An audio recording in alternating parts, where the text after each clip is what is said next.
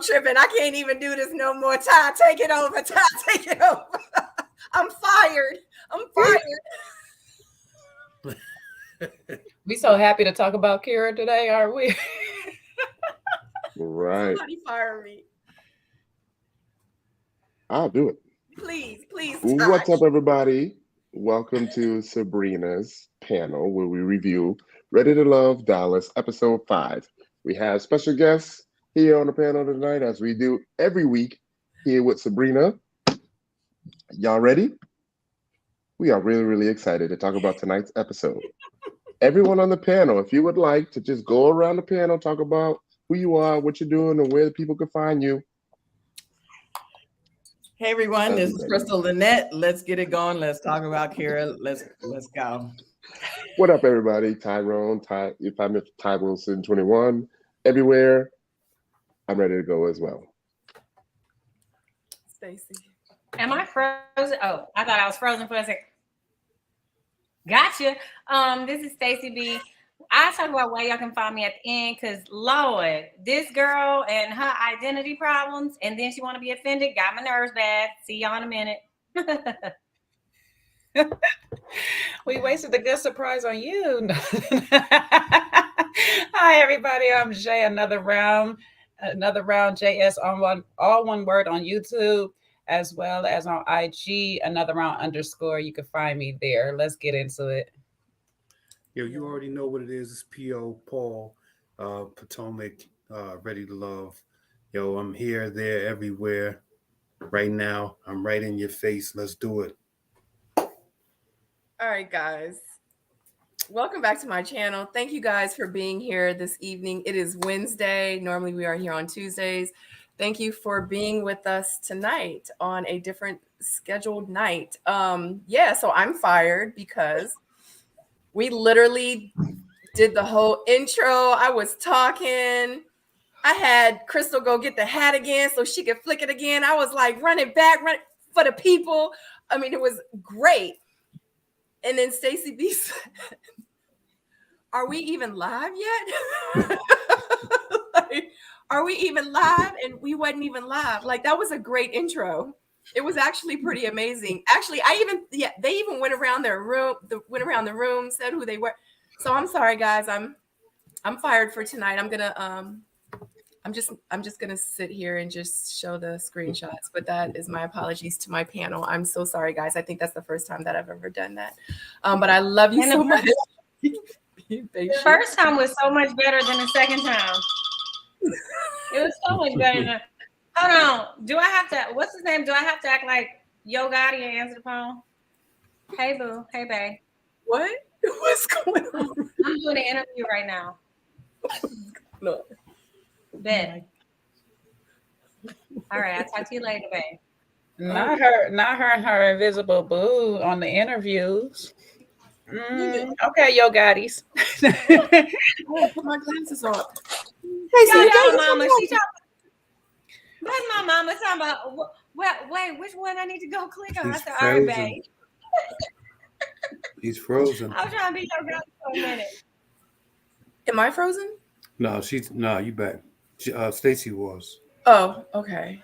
Yeah. I was about to say, Stacy, you ain't tell us about your new boo. I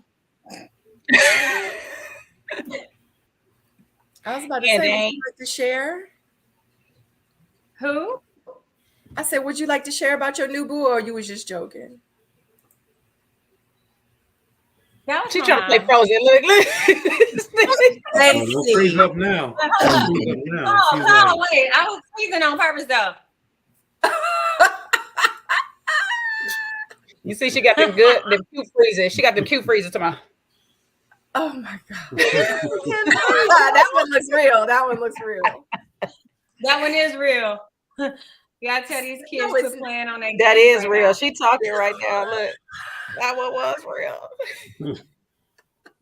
Yeah. It's too much. My stomach hurt. All right, guys, if you have not liked this video yet, make sure you give it a thumbs up. Shout out to you guys in the chat. You guys know without y'all, there is no us. So I appreciate you guys for keeping the chat live every time we have our panels. Before we came on live, when we were live, but we weren't live. A lot of it, me, Crystal, Jay, and Stacy, we're really excited to talk about Kira. Yeah, so this episode, I have a feeling of this panel tonight, it's going to be centered around a lot of Kira. And just to let everyone know that these are the views of our own. We are not affiliated with the Oprah Winfrey Network, and everything is alleged. Before we begin, would you like to say anything before we start to the panel? Okay. Well, I think the wrong person went home. That's what I think at the end. Look, let me go ahead and bring my notes up. Let me go. Okay. So this episode we are talking about Ready to Love tonight, episode number 5. The episode is called Navigating Non-Negotiables. So the very first scene, we are left with a cliffhanger from last week, and Red is pretty much eliminated. He says it's not that he isn't ready for love, it's just that they weren't ready to love him. My question for you guys was, do you feel like they made the right decision? I do. I think that it was more than just name dropping. Like, he was doing a lot, and there's probably a lot that we didn't even see that he probably said. So it was more than just that. What was that? Unique? Who was he talking to? I don't remember. But I bet there was even more than that. So I think they sent the right person home. It was just time for him to go. And I feel like he kept trying to live up to, or he kept trying to prove himself, and his insecurities kept showing. So it was time for him to go. Why do you find this freeze? That is hilarious, by the way. Look, y'all know when I do these screenshots, like, I don't wait for the perfect moment. I be busy. I don't have time. As soon as I feel like it's a still camera frame where I can get a picture that's not blurry, that's the picture that I take. Like, yeah. So the picture that you could get is Aries sipping her tea as they were explaining it to him. Yes, in the background. Did y'all catch that? Does anybody notice in the background that Aries? I always look in the background. Yeah. Yeah. Honey, Aries be unbothered. Hey, Leanne. Absolutely unbothered. No, I mean, like we mentioned last week that when they were in the inn talking about who they were feeling, Red didn't get any mentions, so that's why we kind of predicted that he would be gone or he would get voted off this week. So that's another bottle. You owe me, PO. Wait. That's it. What now? Yeah, he just didn't really have a lot of good scenes. And there was maybe one with him and Kira, but even in that scene, it just seemed like what's the phrase I used? Like, he was just kind of, controlling and like, he would say things to try to make all the focus like on him, and like he would say things like, "Oh, you can't call this person," or don't do this, or only be about me, and it just, wasn't coming off well. And then once they see you argue with a grown woman, that's never a good look. Mm-hmm. Yeah. Stacy, what you got, boo?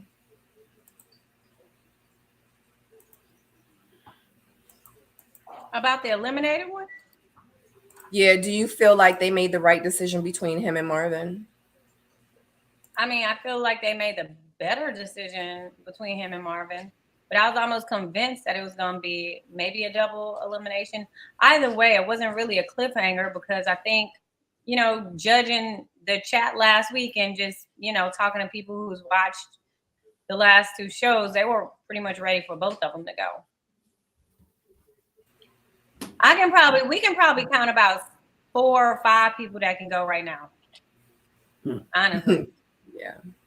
I kind of feel like that too.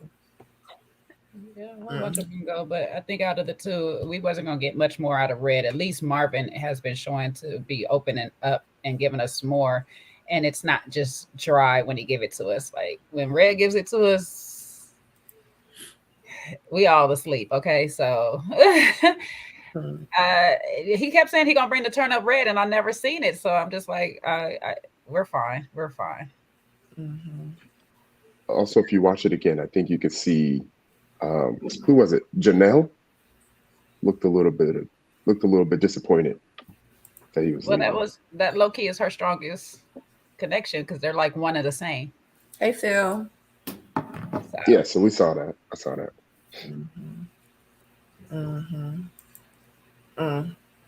Yeah, I think with it for me, Red, it just got to the point where I was like, how many times he gonna talk to her about this? Like, he gonna bring it up like every scene?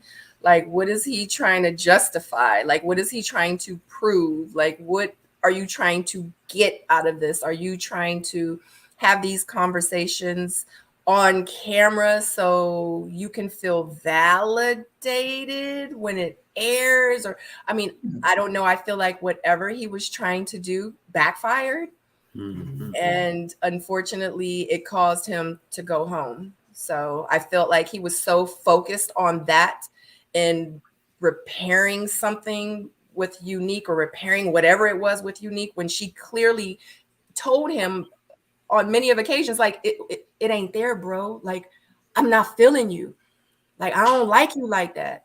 Like, use the thought, use for the streets. Like, no, stop it. Like, I feel like at that point he was glutton for punishment. And then he kept going back. I was like, dang, dude, like, how many times you going? Like, what else do she need to say to you? He should have been putting that energy into somebody that was probably like interested, but he couldn't even see it. He couldn't see it.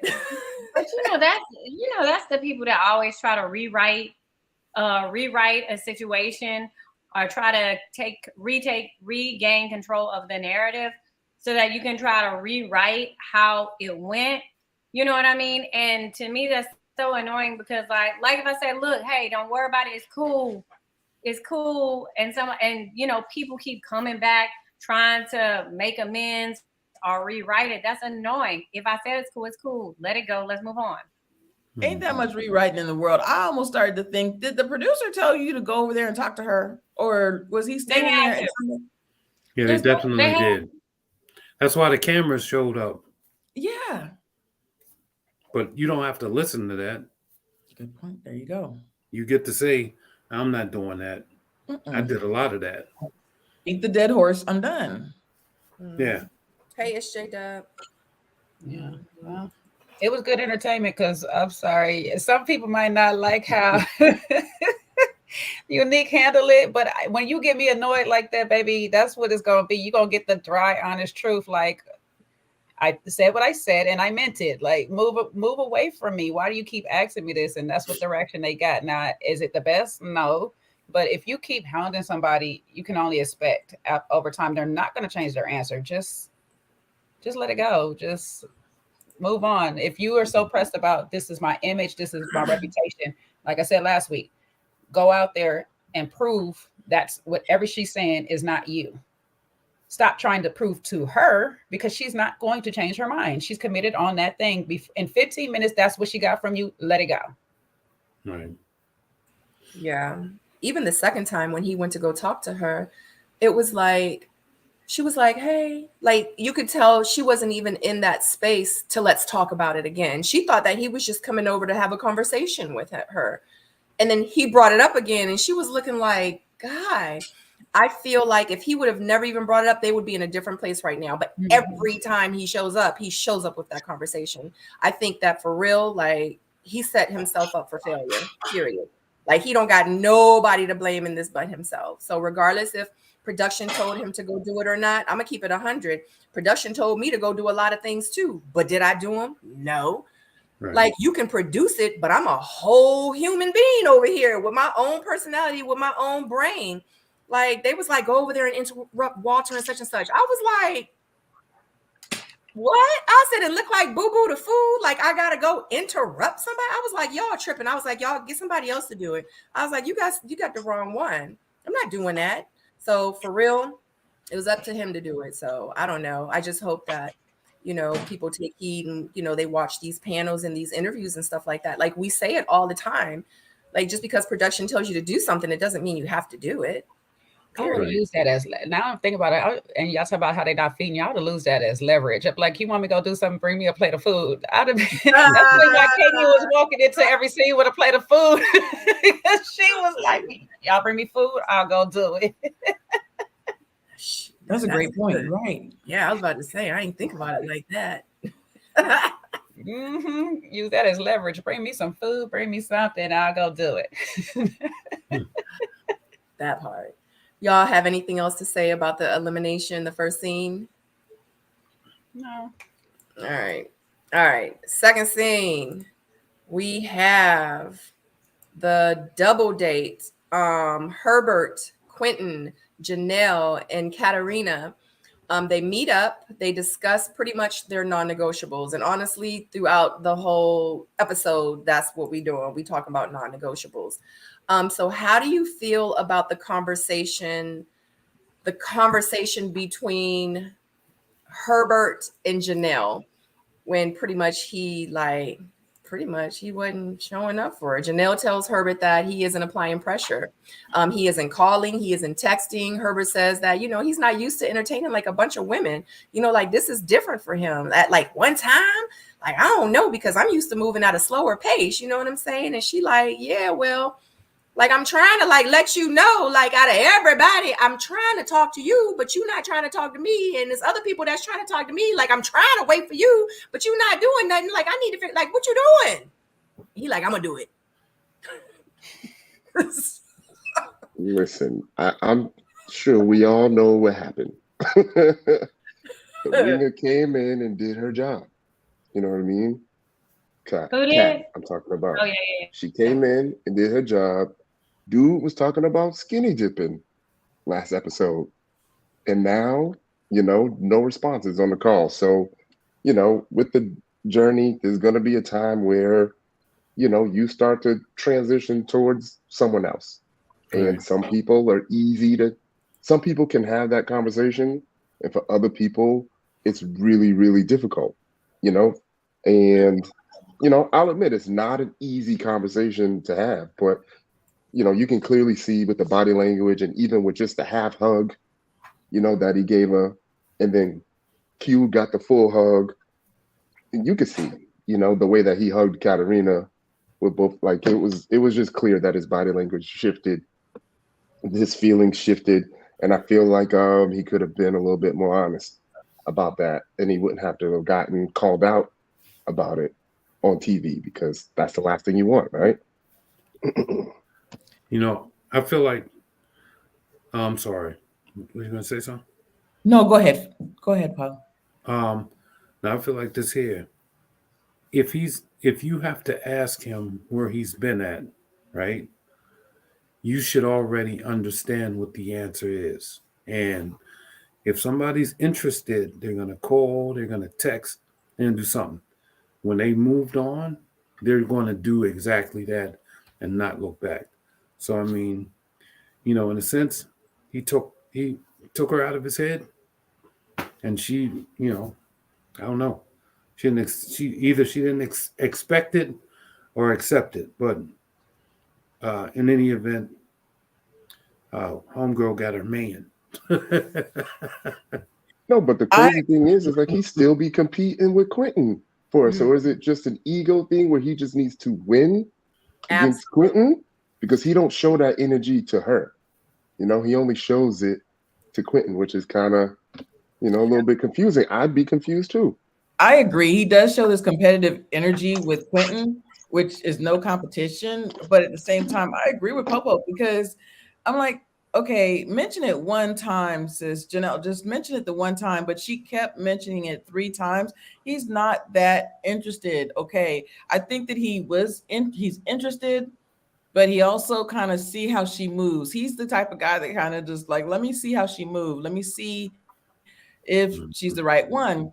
And if you keep hounding this guy, he's not the type that's going to just fall into, do what you want. So he's the type that he wants to see how she moves. And the fact that she kept mentioning it and was real, like, put out about it, and he's moved on. I agree with you. He's moved on. And it just got annoying after a while. I was like, Janelle, stop. Well, his excuse was annoying as well. Like, oh, I'm in this process. I've never dated multiple. How many weeks we in this?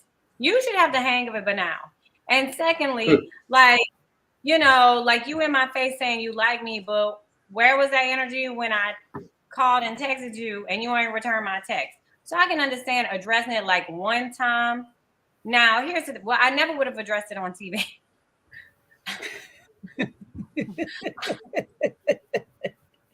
Didn't you think it was a throwaway excuse? I said, he's not even, that's. I'm just going to say this. I'm going to just say this. But I think she allows her competitiveness to take her out of the game when she's around men. Like, I feel like, if you notice how Kat was playing pickleball, she was playing it cute. You ain't about to get me in front of another girl. We on a double date. We vying for the same man, and I'm gonna be here just so busy trying to have my competitive energy going that I'm getting sweaty and funky in this denim, and then I gotta sit up with this man, and it might be a little musty or something. No, I'ma come. I'ma be cute. I'ma keep it cute. I'ma let you be the man. I'ma let you win for us, and then I'ma sit down and have my little glass of sweet tea with you, darling, and still smell good. Like, you ain't gonna get me out of my element. I don't know. I know, because I'm not in this process and I haven't been in this process, so it's a catch-22. So I'm type of person, once I pick up on your pattern of how we communicate with each other, then I'll start saying when you're falling back or not. But in the beginning, I kind of just let you ride on, when you call me, you call me. If you don't, you don't. I'm not going to stress on it. I'll just move accordingly, especially if I'm dating multiple people and you're not on my top priority list. He's really not on her top priority list. It was red and Q in the first. So it's like, why are you so stressed? His top priority list seems to be Katarina and Sierra anyway.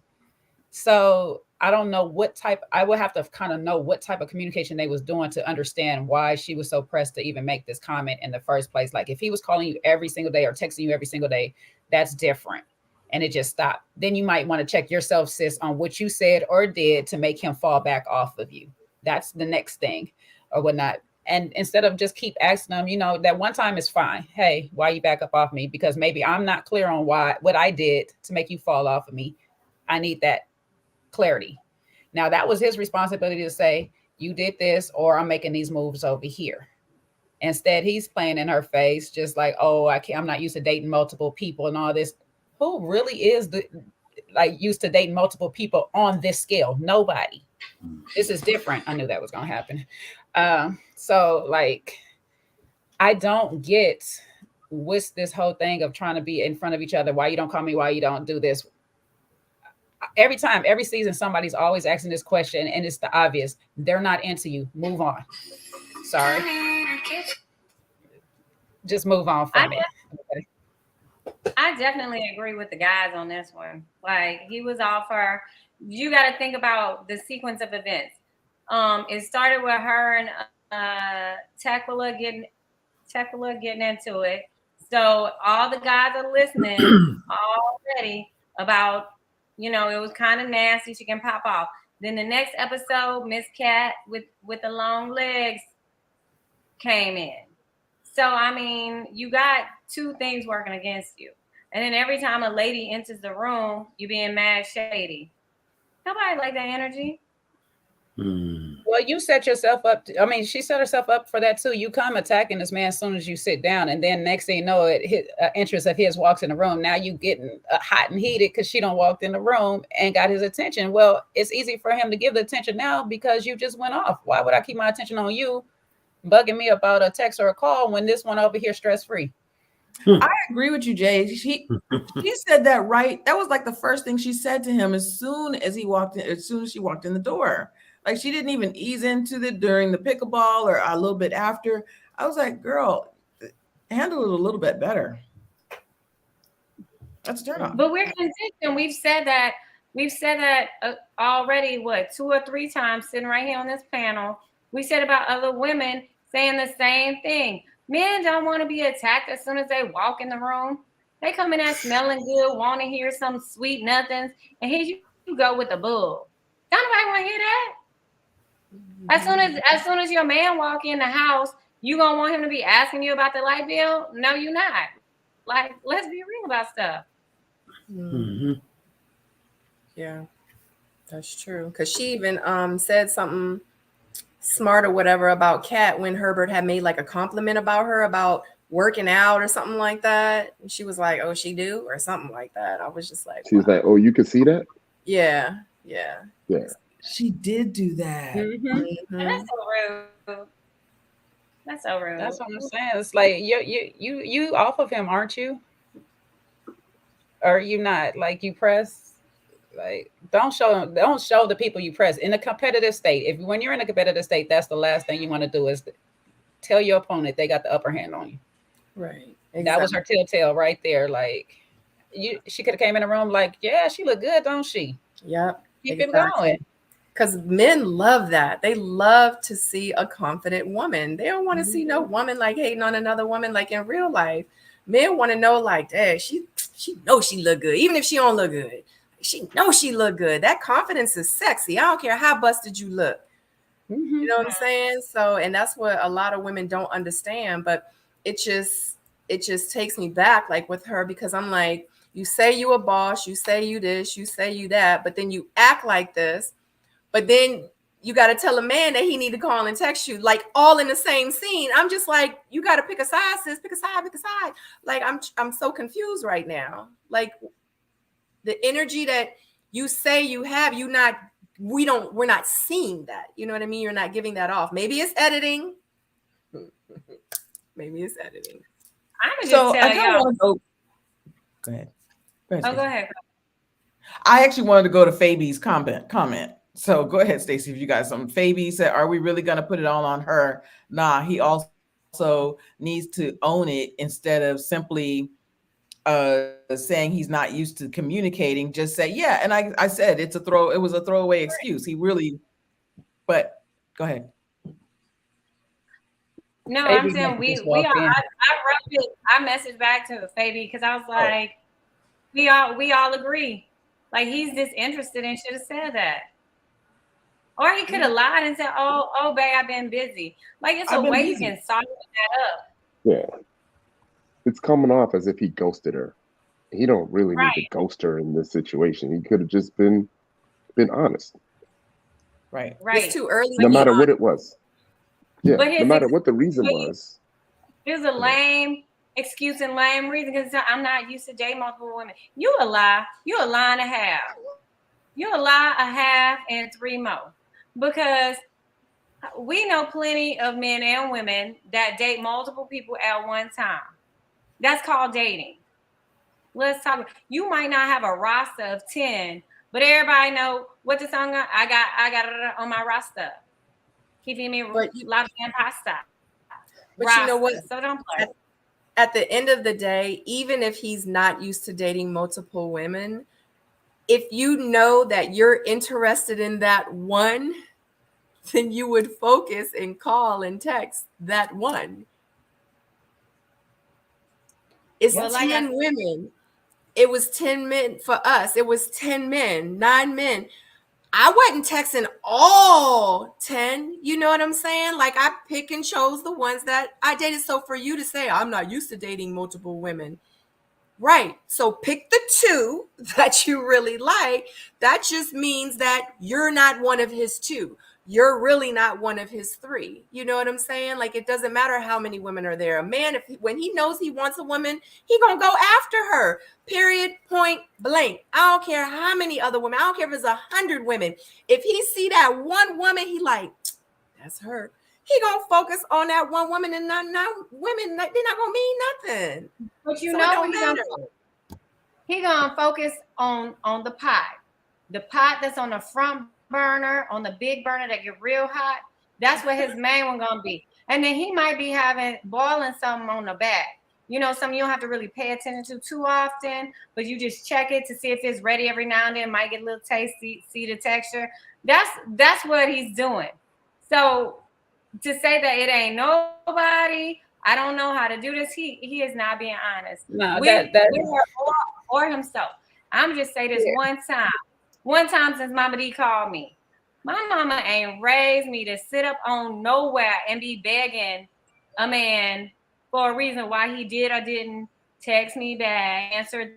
please. Because guess what? I got other stuff going on too. I'm busy too. I'm so sorry that I missed your text 4 days Let ago. me give you a My bad. translation of what he means by saying I'm not used to dating multiple people. That is really, he left out the key part, multiple people that know about each other. That's what it is. It's like, I don't know who's talking to who. So he's trying to probably limit who he, and you know, micromanage how he's talking to people, who he's talking to, and how much time he's giving them, because he don't know who's talking to who. That's what this is. But in all fairness, when a person falls back from you, if I text you 2 to 3 times and you don't respond back in a day or two, I'm not going to chalk it up and worry about it. Now, I know on camera we got to have some type of conversation, but I just feel like even if that was going to be her conversation, it could have been brought into it a different way. I would have preferred it like a little bit different approach, either a one-on-one, like, hey, I haven't heard from you or whatever, or sometime in the conversation when he decides he want to sit here and say something cute, to be like, well, I would never know because you don't call. Like, you know what I'm saying? Like, you got to work it in there to, if you're trying to reel him back in. This right now is just cutting him off. Like, okay, you're going to be a problem later on. I miss a call from you. I don't call you back, and you're going to be a problem. Moving on. So both these people don't want each other. Let's move on.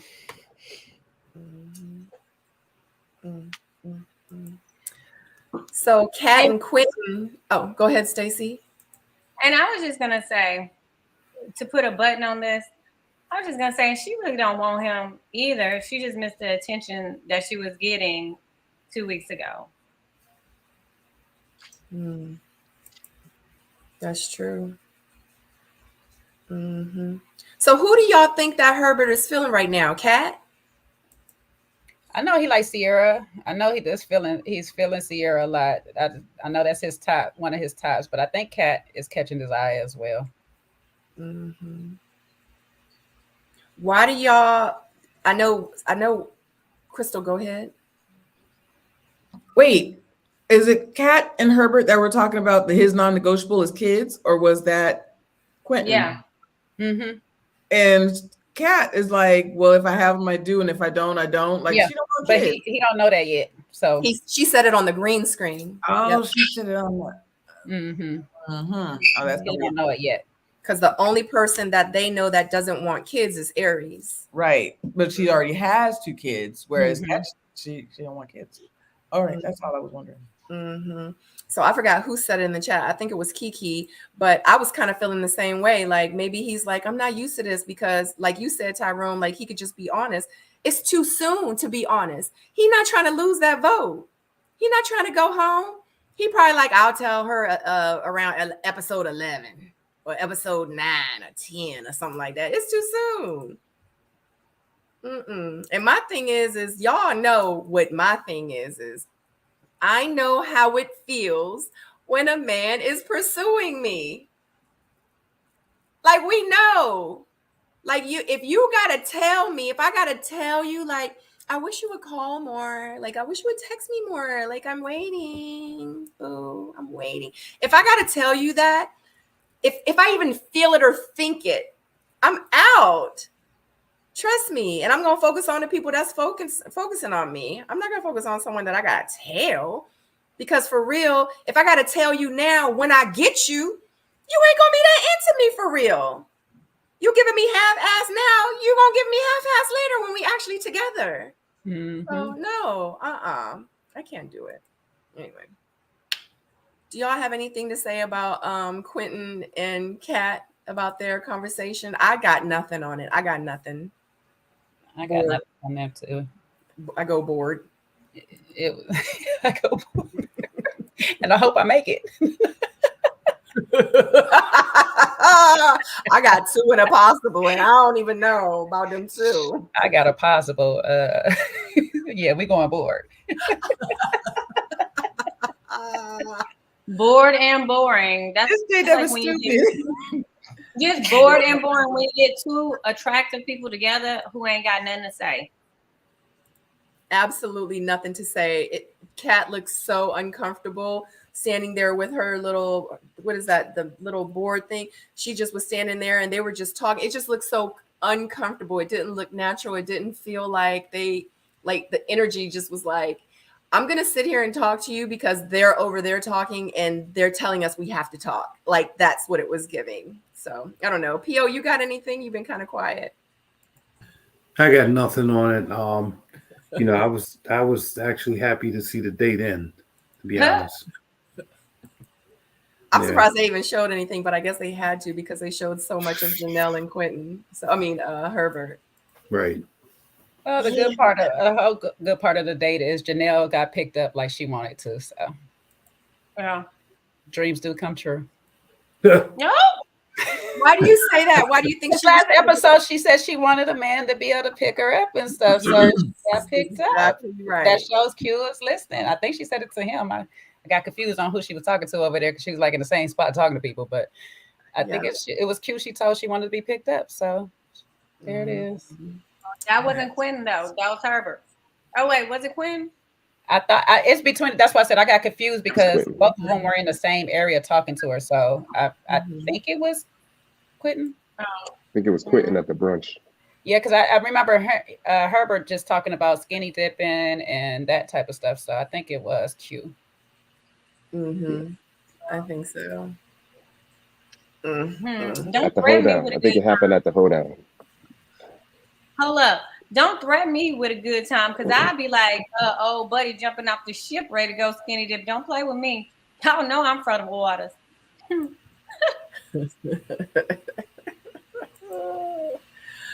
Okay. All right. Since we go on board. Baby, we throwing the deck in. Throw the deck in. I need somebody to redeal because that was a missed deal. That's it. We're playing dominoes. We're not even playing space no more. We over this. Yo. I can't. Well, we going to dominoes and we're gonna talk about how the math ain't mathing.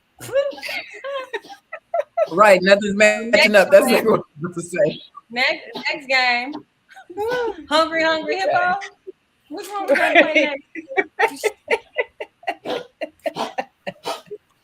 Operation. That's what we need to play. That's what they're trying. That's what everybody's trying to do. Undress and stick little things and people everywhere. Operation. That's a perfect one. You get a buzz every time you up. That's wrong. Let's play high. Oh, sorry. Who we on? Chris and Aries. What'd you say, Sabrina? Yes. Y'all ready? All right. So the next scene we have Chris and Aries. They have a date and Chris hires a personal chef for Aries. They discuss their non-negotiables. Chris opens up about both of his parents being deceased. He explains to Aries or explains that Aries has like similar qualities as his mother. He shares a moment with her. He does get emotional telling Aries or talking to Aries about his mother. And then he does share a portrait of him and his mother to Aries.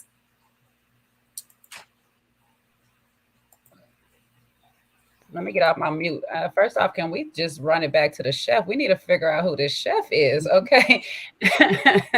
Yes. Okay. That's what I said. Oh. Yeah. The chef behind, slap it up, slip it, rub it down. Okay, chef looking at in the kitchen. Not us always thirsting behind the guests of the show and not the actual. Absolutely. That's happened a couple of times. I was like, okay, who's your friend? Who's your friend? Listen, if this is Chris's real life dating experience, like he's bringing in chefs to do it and all that, I'm not mad at that, brother. Okay, that is a good start to my heart. He said, "Y'all ain't gonna bring none of that cold food to my house and act like I could feed me." Exactly. Because that's what Ron did. Ron acted like he cooked me some fish. Talking about, I heard Stacey was Creole, so I wanted to give us some Creole food. Baby, he had to warm that up for me. Ask him. Only thing he made was the bottle pop. I thought this was really sweet, but I I don't see them as a long-term match. I thought it was sweet. I love the fact that he brought a chef, you know, come in. All you have to do is come in and eat. They had a conversation about, you know, being parents. I like his African garb. I don't really have a lot to say, but I mean, yes, he got emotional at the end. I feel like he was just missing his parents or just missing his mother. I thought that was sweet. I don't know. He said you remind me of my mother. I didn't know. I was like, I don't know about that. I knew what he meant, but I don't know. I don't know that he's right. I don't even think he's ready to love, actually. I think that he needs some time himself. And I don't think that yeah, that's it for now. You know what? That bothers me every time somebody dealing with grief gets on the show and then everybody is saying, I don't think they're ready to love. Like, that's not fair to people at all, because life is full of that. And I'm not saying that's what you're saying is the reason why you're saying it is, but I do read a lot of people say that as soon as somebody start crying about grief or anything, that's the first thing. Oh, they're not ready to love. They're not ready to love. We lose people regularly. Things happen in life. That does not stop us from loving people. Chris, I'm not talking about you. That's why I'm not talking about you saying it, but I'm saying that's not fair to people out here just to be like, oh, they're going through something like this to this magnitude and they're crying. See, wait, stop it. And, you know, everybody just like they're not ready to love. I just feel like if he's able to shed these tears about his grief and move forward, that's okay. Because we all go through it. We do need somebody that we can talk to. Aries is like a friend to him. And I was like, I'm glad he felt comfortable enough to actually get that off his chest, because maybe that will help more of his healing process go forward. Yes, I actually agree with you, Jay, that because Aries just lost her father some months prior to this as well. It's not because of that. I just don't know that he's in the right space not because of the grief. I know maybe he's not ready to date Aries, but I don't think that he's ready, and maybe it's not. Maybe it's because they're not a good match. I'm not seeing it, but but you're right. Like Aries, I think she's very ready, and she just lost her father several months ago. So I don't think that's why, but I don't know that he's ready. But yeah. Yeah, I feel like there's a few buzz phrases or words or whatever that you should never say to somebody that you want to be with or try to entertain romantically. And that is, you remind me of my brother, or you remind me of my sister, or my mom, or my father. Any of those things, I start, you can interpret that and start discounting yourself out of that romantic stage and say this is more on the friend vibe, because at that stage in the game, now they're going to look at you differently, and they're going to compare you or rate you based off of that person that they're comparing you to. And ultimately, the moment you don't live up to that, they'll hate you or they won't really like you at all. And, and then, there's never a good opportunity to find romance. And they say,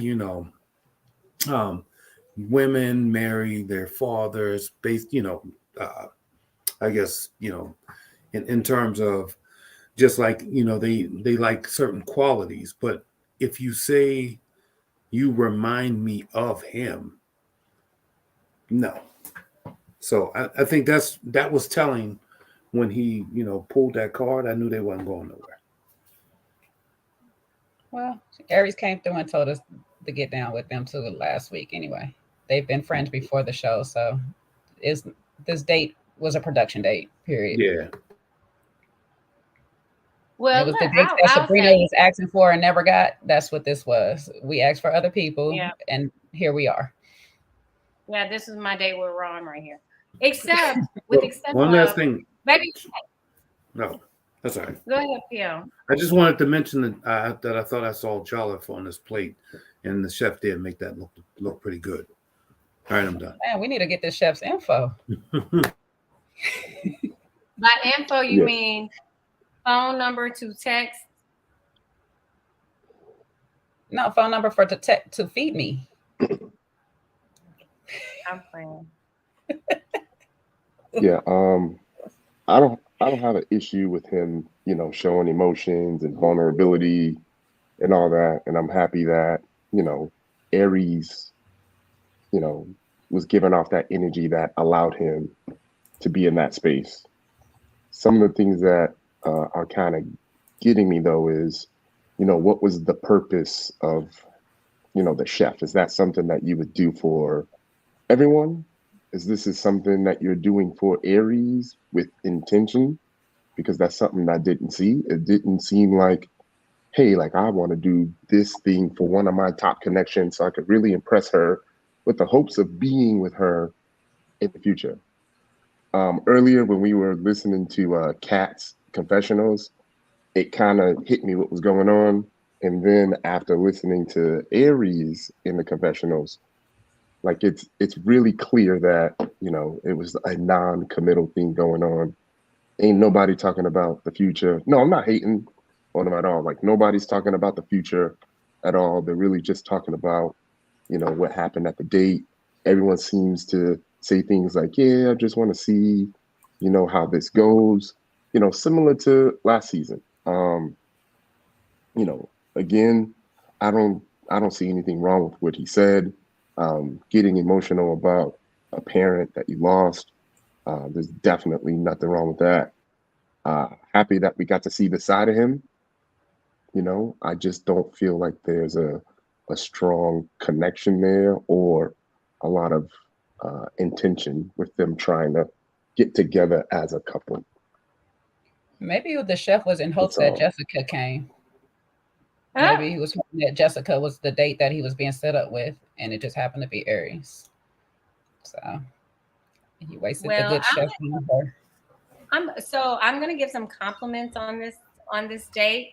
First of all, men, if you gonna have your ankles out like Chris, baby, because there ain't not a dry spot from his calf down. I love a man who is perfectly moisturized. He looks good, and I can appreciate the fact that Chris is in um has a level of emotional intelligence where he can talk about different things. You can talk surface level things, you can get deep and emotional. Like I can appreciate a man that knows how to manage like emotional conversation and has emotional intellect, because like all too often you have people that want to keep it surface, like you got to peel back layers. With him you don't have to peel back layers. One, he comes nice, correct to everything, very well dressed. And later on in this episode, we see him with manners. He helps Jessica walk down. You ain't see nobody else help a lady. So I mean, I agree. Like this probably is no chemistry here, but this is a great catch. This is a great catch in Chris. Hmm. Indeed. Yeah, I agree. I think Chris is a great catch. And look at him. You can see his gums. You can tell he flosses regularly. They look nice and healthy. Baby, let me Yeah. say something. Yeah, he has an amazing smile. Absolutely. That's the first thing I noticed when I saw him. Yeah, he has He an has a amazing gorgeous smile. I like Yeah. the African garb. Yeah, I just don't think Yeah. they're a good match. Yeah, absolutely. Like he's definitely going to make somebody really happy one day because he really is a great catch. Like I saw that episode 1, but I just don't think that it's Aries, like you said, Lynette. And I don't think he intentionally wanted to give friend vibes. I just think that that's just how it transpired, how it ended up. It was just kind of a sweet date. Yep, exactly. It's P.O., a what you date You know that what? shows that I can be I friends with you and not want to do anything with you. That's what it was. That's what it was giving, that we can be platonic friends and it's okay. And we can be cordial and we don't have to force energies. We could just sit here and enjoy the jollof and let you enjoy the view of my chef. I'm sorry, Seaway is getting me. Do y'all think he has a soft, wispy voice? No, yes. I think he was just really nice and sweet.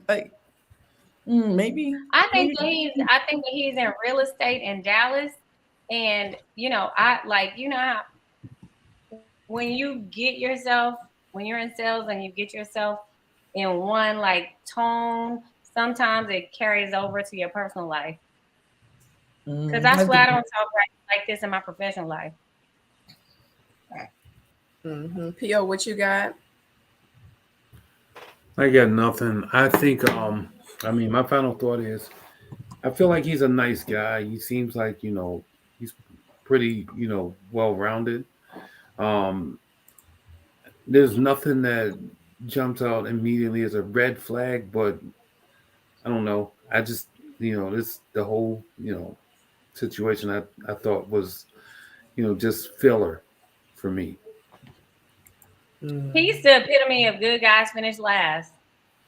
Because y'all want some men up sitting over here picking you up and feeding you pickles, and you got a man over here who's moisturized, got shiny ankles, elbows smooth, and bring you in a private chef.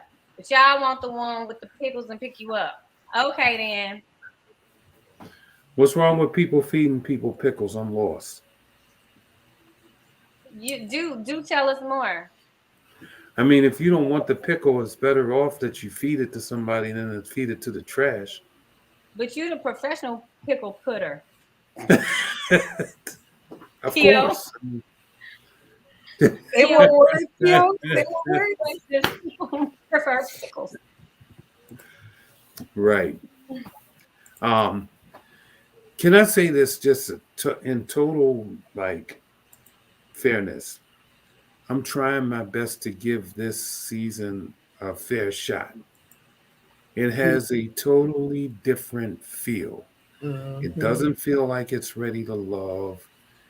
It doesn't feel like anything. Like even like, at least Miami gave me sort of the ready to love-ish vibe, and it's almost like, I don't know, it just feels so foreign. And I'm trying to really open up to these castmates. I mean, I know that they went through a lot during this journey.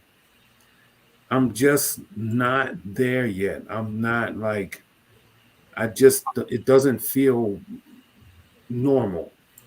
It doesn't even feel produced. It just feels like show. Yeah. That's it. I agree with you. Yep, me too. Yeah.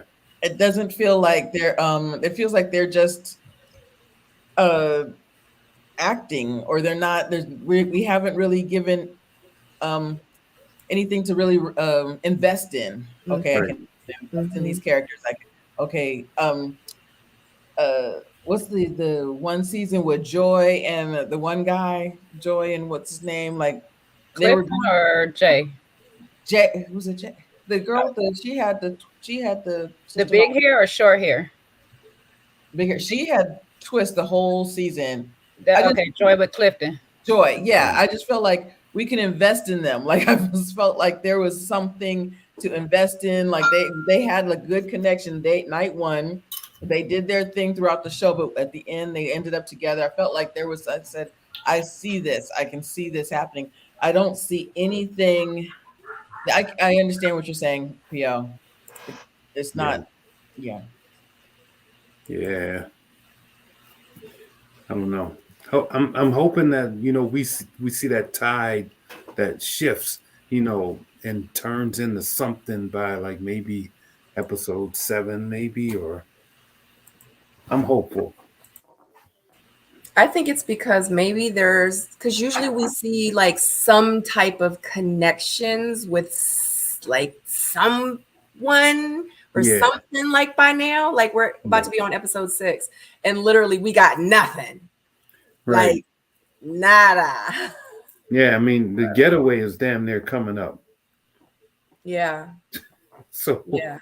We finally get a kiss, and you see how that turned out. Exactly, which shows that meant absolutely nothing. Yeah, I'm like, damn. Wait till we talk about that. You Is it that wasted time a public kiss. Yeah. Can we talk about that? Are we there yet? No, we're not there yet. I can't wait to get there. We about to Let me mute myself and go get a pickle. I was about to say we can get there really fast. Marvin and Unique go horseback riding and they discuss their non-negotiables. Marvin shares that he cannot he cannot not have a son. He wants at least 2 kids, but one of them got to be a son. It doesn't matter what his little swimmers say. At the end of the day, he has to have a son.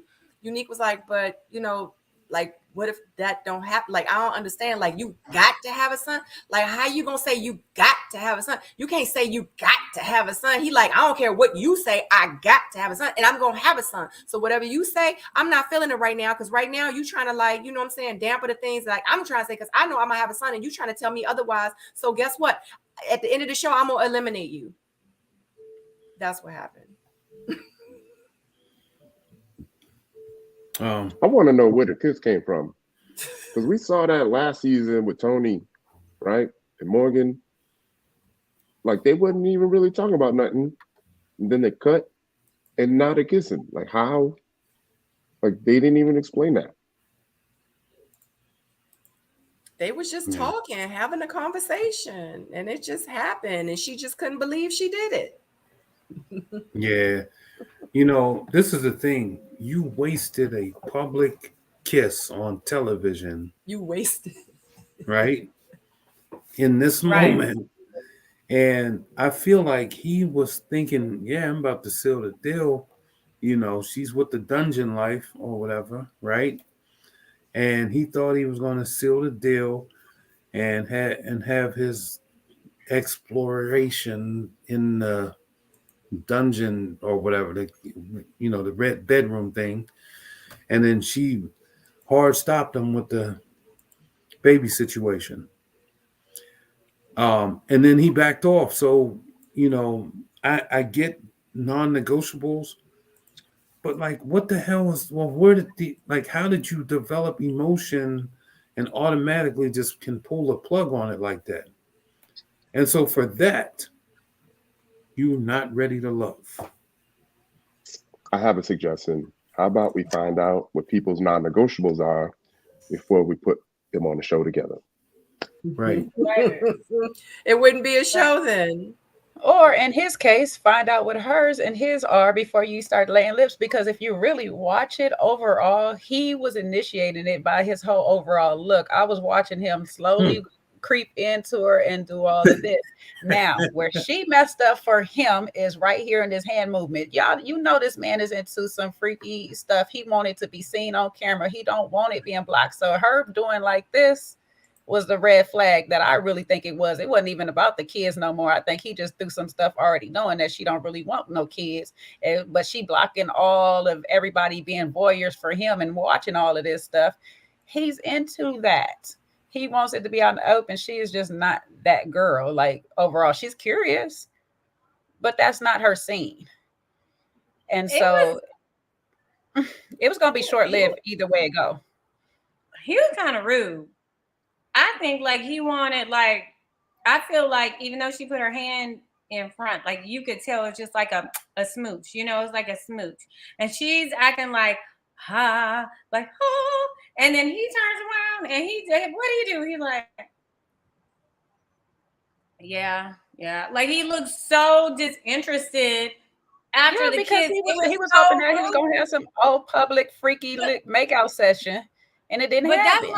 But that's my thing. Have you been spending so much time in a dungeon that you forgot what romanticism is? Like, have you forgotten what sweet gestures are? Like, everything ain't about a whoop and a chain. Like, sometimes a little kiss can make that thingy thing. Dang. I felt like he was just like, she don't get tongue on the first kiss. Okay, next. That's how I felt. Mm-hmm. I think that was totally fake. I think she put her hand up there and they did just like that. And he was disinterested and started to pull back. And then he in his head, she going home. I'm eliminating her. He's so hell bent on this son, having this son. I think she already has 2 girls and he wants a son. What if you don't have a son? And Also, this whole time I was saying, can I meet the real Habibi? I really want to meet the real Marvin. Marvin, because I remember Aries last week. She said this guy's got a real job. He builds robots or he does something else. I wonder, did they cut all of that out? We don't know anything else about this man except for his dungeon, and they want to know. All they want is the freaky kinky stuff, and so that's what he's giving them. He knows. Let me play this up for the camera, just like Jay said. He wants to be in front of the camera. He wants to floss and get be in front of the camera for everybody, and he's telling on himself. You could see his facial expression, everything.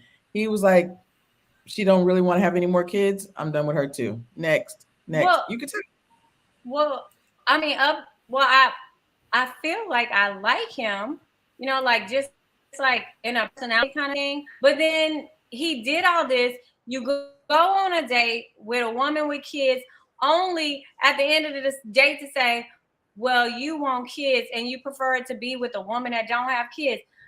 You 40 years old.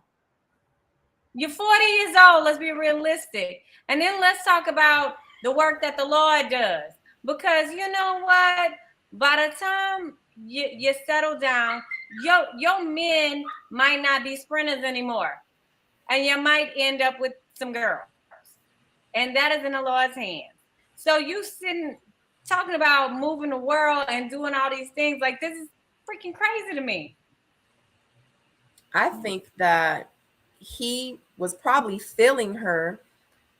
They kissed, and then the conversation happened after the kiss. So I think after the kiss, and they had that, he was like, oh, so you tripping on me trying to have a boy. Oh, all right then. And I think that's when he was done. But I think prior to the conversation, like there was some type of interest that he had with her.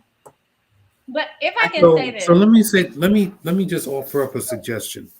What if they had that conversation about the boy situation, and then she said something to him that make him rethink his thoughts, and then they kissed afterwards, and then they played that in a different order? Do you think that's possible? Mm-hmm.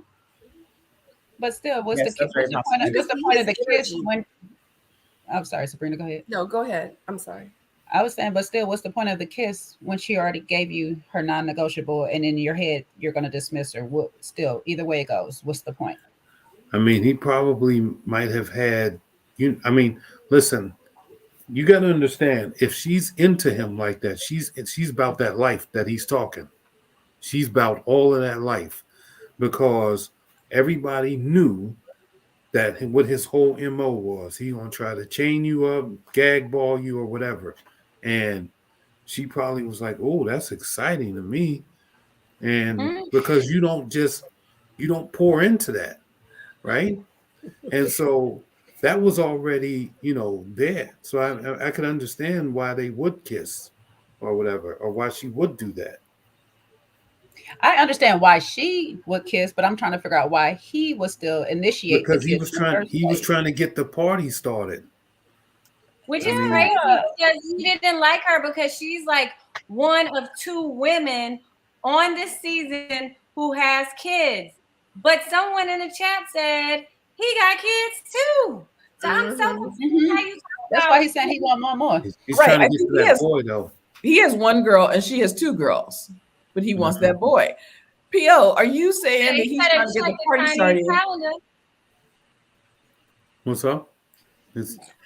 You said that he's trying to get the party started, so he's trying to introduce her to the gag ball by the kiss, like introduce it. He has to get her open. Like, he probably was like, yeah, if I leave that kiss out there, she'll be in a dungeon. I'll do my thing and solidify her, and rock with her like that. I feel like, to be honest, you know how like they do in them vampire movies with vampires and stuff. They get them, they bite them, and then they lock them in. And I think that was his vampire bite.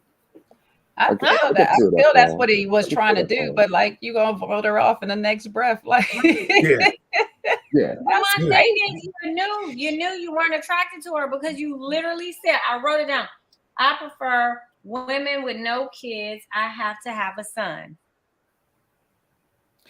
So she has 2 kids, but she's probably the only one of the women on the show that is not super freaked out by his extracurricular activities. Yeah, that's where I was gonna kind of go with that. You know, she had that submissive energy for a while, and it just feels like, you know, he needed to confirm that, and that kiss confirmed it.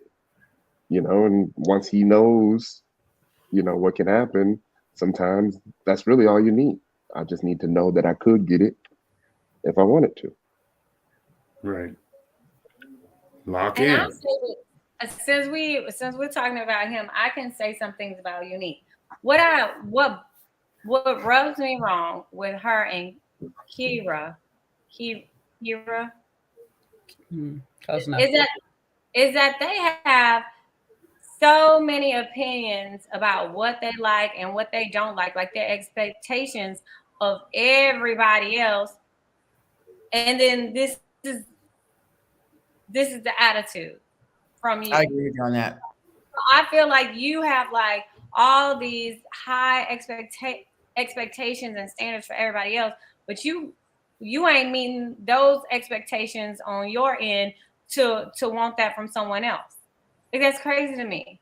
Like, to me, like, after every date, it's like they never have anything really positive to say about the guys. They're always trying to correct them or complain or say, you know, some not good enough thing about them. Like, it's crazy to me.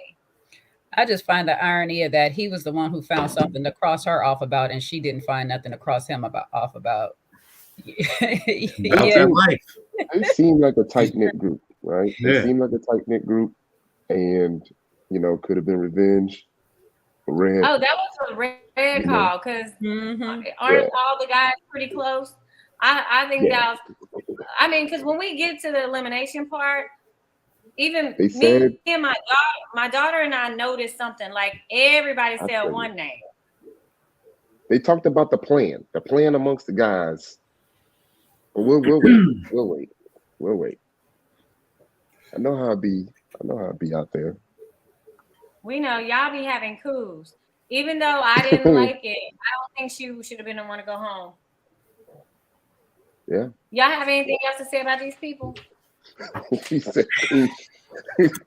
Marvin gonna be like Nick Cannon before he get that son. Y'all have anything else to say about these people?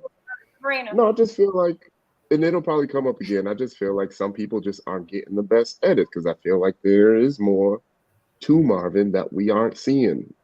And I don't want to say it might be because a lack of content or what the producers think is gonna sell, but it doesn't have to all be sex and fights and drama all the time.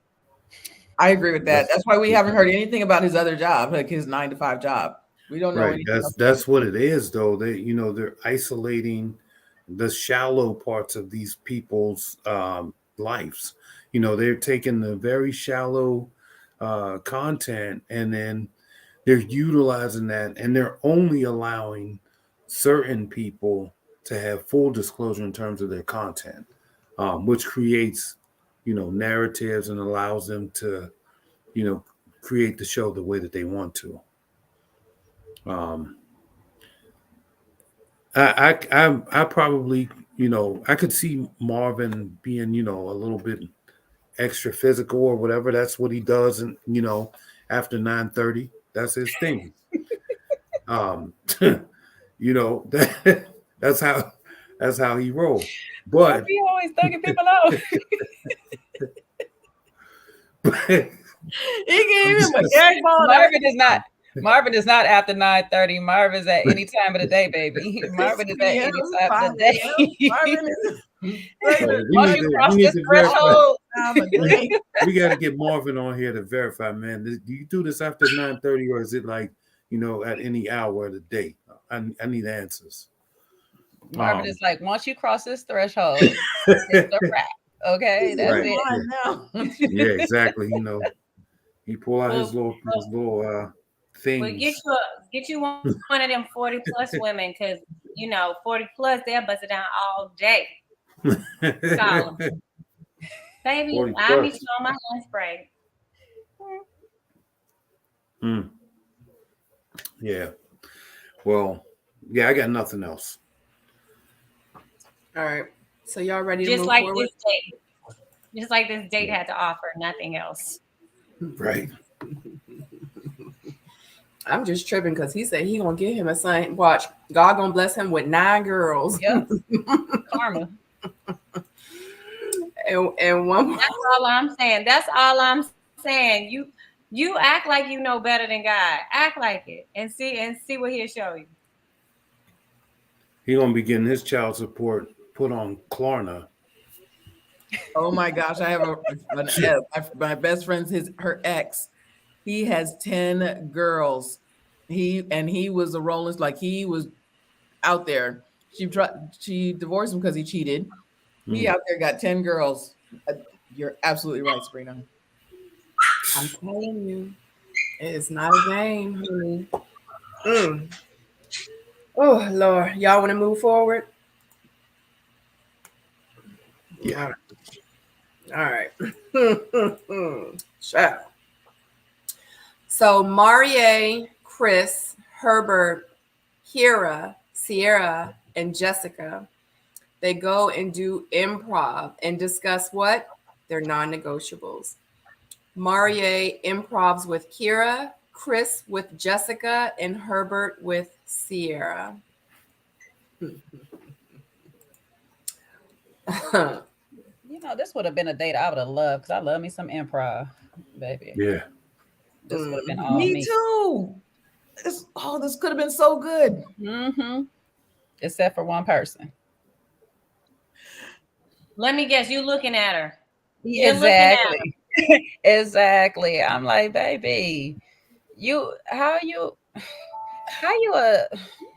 a Dallas cheerleader and you don't know how to improv, baby? Your whole thing is voiceless improv. What are we doing? Oh, it's all choreographed. Yes, I know it's So you choreographed, don't have to but fake it. at the same time, sometimes my cousin was a dancer, okay, so I know at times they have to literally bust out freestyle moves and stuff. So you have to be ready to just do your thing, and that's the whole thing about improv. It just gets you out of your head and able to do your thing. So I just didn't understand how she couldn't get out of her head and be in the moment with Marie. This could have been so fun. But and the other couples are what made it fun. Like I was here for what's her name? Sierra and who was that? Sierra and Herbert. Herbert. It was amazing. That was so much fun. And then they still see improv. You're supposed to get in the topic, but not make it a whole source of I don't know. It was just horrible. It weighed the whole improv down. And these two, Omarion or whatever, him and his overalls, that's another topic.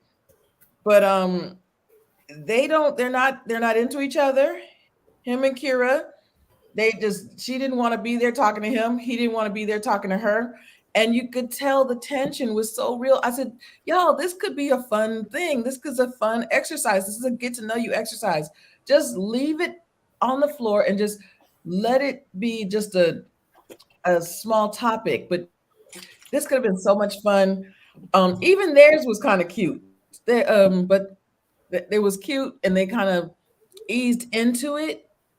And then Sierra and Herbert, that was good. She was funny. She was using her whole body. She was using her props. She was doing the whole thing. And then Marie and Kira, that was just horrible. They didn't even want to be there. They didn't want to talk to each other. You could tell. It was horrible.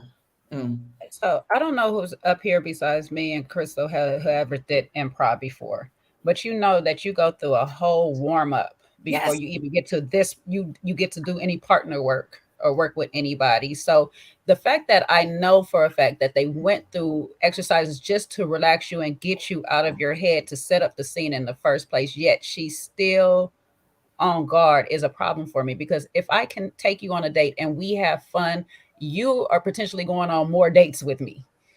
Like, I want to have fun. That's my whole thing, is get to know you while having fun. And this is like the perfect date to do that.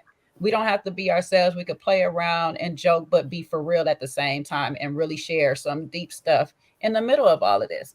So it was just a problem too. And I hated that they put them last. I was like, I wish y'all to put these two last, because I would have rather this whole date ended on their scene and their improvisation than Boots and Maria, because it was just it was uncomfortable to watch.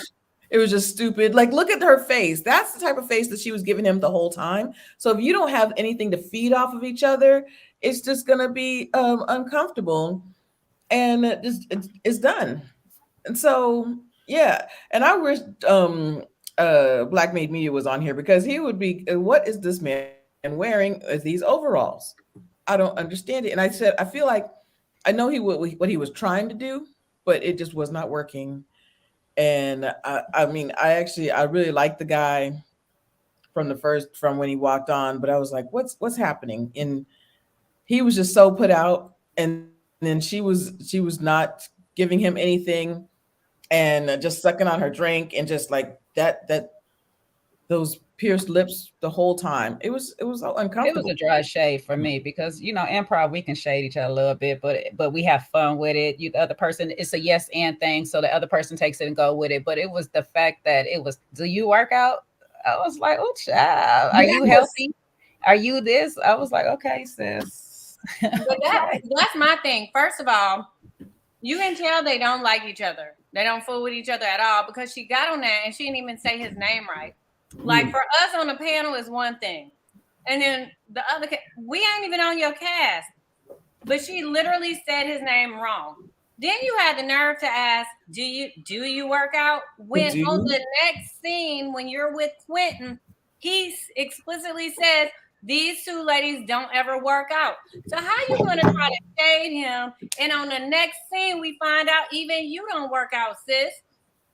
Then she was so ready to be so God-fearing and act like she had a problem with him saying, yeah, I caught Bedside Baptist. But the reason he said that was, why? Did you watch church? You said, did you see church today? Is what she said. Then she had a problem with his response. Well, he was trying to support you, because you said, did you see church today? And didn't he, when we first started, I'm sorry, because when we first started, you can help me with this. Wasn't his father a pastor or something? Didn't we already acknowledge something like that? It's something in the church that he was affiliated with, maybe, or the community. Anyway, it was something like that. So for you to be like playing that I need to have a God-fearing man, but then try to play one like he ain't, that's crazy to me. Because when he cited the Bible, you act like you ain't know what he was talking about either. Didn't. And I actually think that Marie's at least had done improv before. Like, he knew, let me bounce this off. And she said, did you watch church today? Yeah, I caught Bedside Baptist. He's trying to bounce it back to you, but it was like you said, the underhand shade is one thing, but she didn't want to be there. She didn't want to be talking to him for sure. Well, Shady Boots started taking over. The shady part of her boots. It was awful. My thing is, even if you don't want to talk to him, you still have two other potentials in the room. And they seeing that. And they seeing your nastiness. Yes. And this is a moment to be free, have fun, and just be in the moment with your partner, no matter what. We go on stage and you have partners that you don't want, they breath stink, you don't want to do this with, you don't want to be around them, all this stuff. But we have to stay in that moment. That's the whole point of it. Just relax and be in a moment with people that you're dating. That was a lesson to be learned for her. But then, even when he didn't even catch on to her shade, this is what behooved me. So he didn't even catch on to her shade about the healthy stuff. He said, as it Herbert, because they playing it's improv, so we gonna bounce it to a little bit of risque. He said, well, some parts are healthier than others, blah blah blah, as the Lord made. Like, she wasn't catching any of it. Nothing was fun. Like, how did you miss all of this? Okay, y'all can say what y'all want about Marie's jumpsuit, but he was actually coming back with some comedic improv, rebuttals. Like, but stating his facts too. He Right. was trying. No, did. I agree with you, Stacey. He was absolutely trying, and she didn't care. She didn't want to try. She didn't want to be there, standing up there with him. She would rather than talking to somebody else. So she just kept throwing jabs at him. Go ahead. Baby, and then when she was talking, how she kept looking around, like when she went back to go sip her little drink with that strawberry on the corner. Girl, put your strawberry in your mimosa, girl. What is you doing? Y'all done got me mad. Let me go get a pickle. Look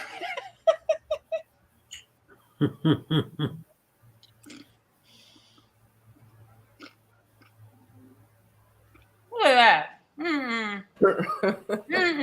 Y'all know good and damn well. And you know you can't drink that. That's not the proper glass to have a strawberry on the rim, y'all. Put that strawberry.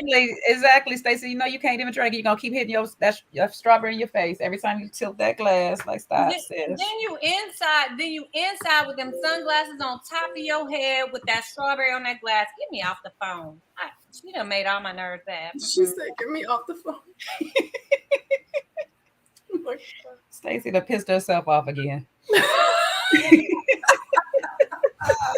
Right. Oh my God. But I go back to her next scene where she's talking about because I'm proper, I speak proper, and I'm not docile or whatever words, delicate. I don't know what the hell she said. I got it written here. But you don't know how to properly drink out of a glass, honey. You don't know which wine glasses are proper and appropriate, darling. And got them sunglasses on. Baby, bye.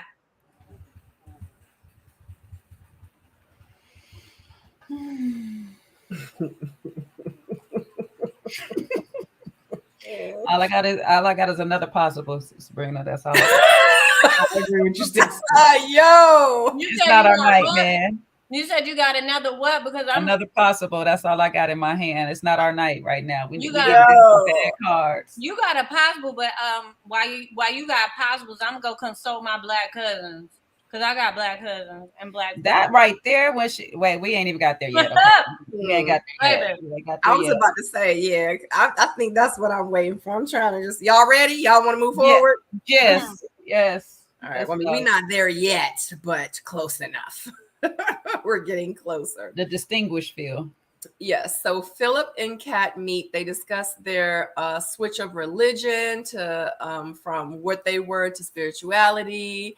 Kat, like, you talking my language now. You know what I'm saying? Like, I'm feeling you. Yeah, that's what I'm talking about. Like, yeah, you fitting in that box.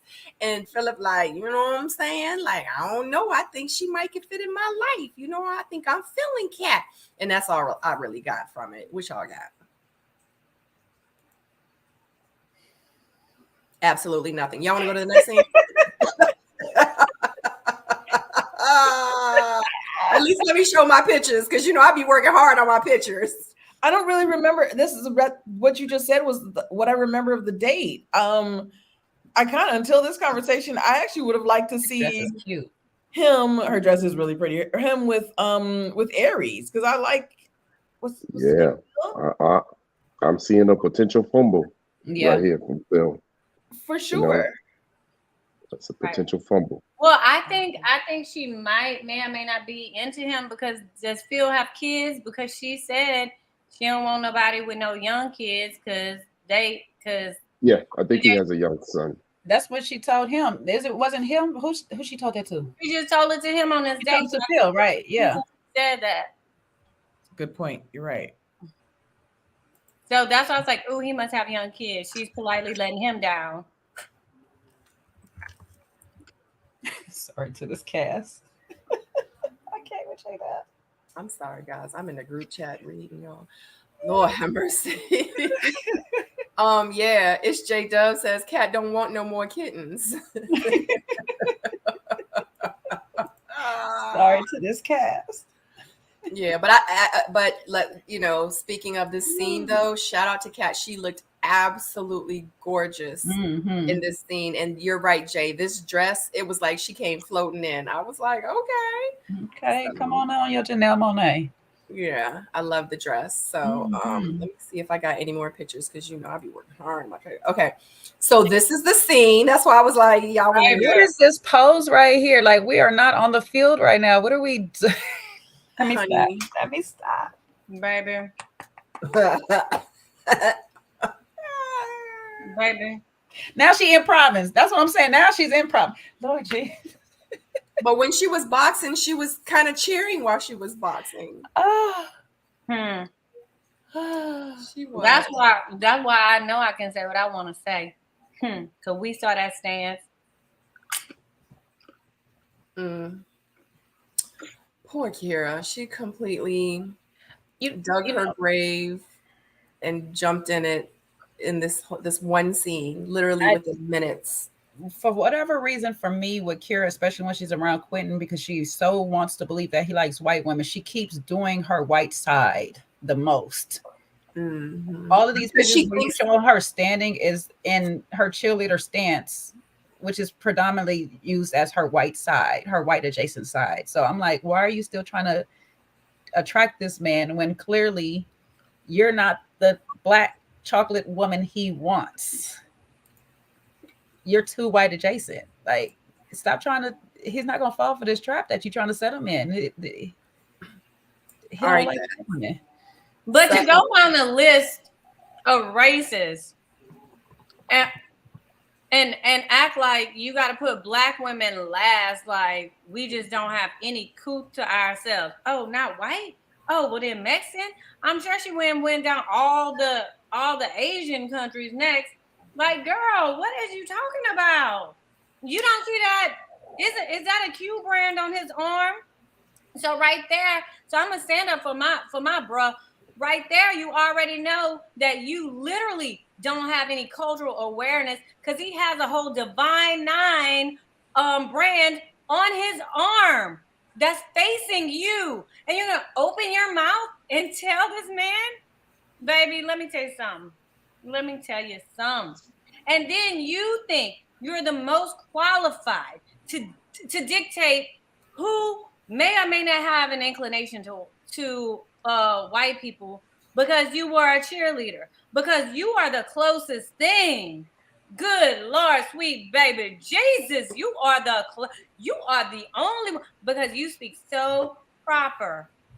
I hate when people say that. What do you mean by proper? Do you mean using proper grammar? Because most a ton of black people speak proper grammar on a daily basis. So what? Like, you're sitting here feeding stereotypes from a black woman. Right. This is so ignorant to me. I could flip over a table. Hold up. I need some blood pressure pills or something. So I know we're all like supercharged right now, but we could take the emotion out of it. What I'm guessing, and I definitely don't want to fault Kira for her experiences, but her experiences are her experiences. I've been around a lot of football players. My brother's in the NFL, as a matter of fact, probably the same size as Q. I know how his friends move, Q or not, right? I can imagine what Kira's, life may have been like, especially as a cheerleader at that level. She's probably maybe one of four black women. So I'm sure throughout college, throughout the pros, she has seen a lot of guys that look like Q go for white women. And it seems says she's gone to predominantly white schools. She's been raised predominantly in a white area. She has little to no experience outside of the black men that she sees dating white women. That does not equate to a Q. So how why do you just is she on this a black man? show? Why is she on a black show? What do you mean? You know what? Why is she on a black show?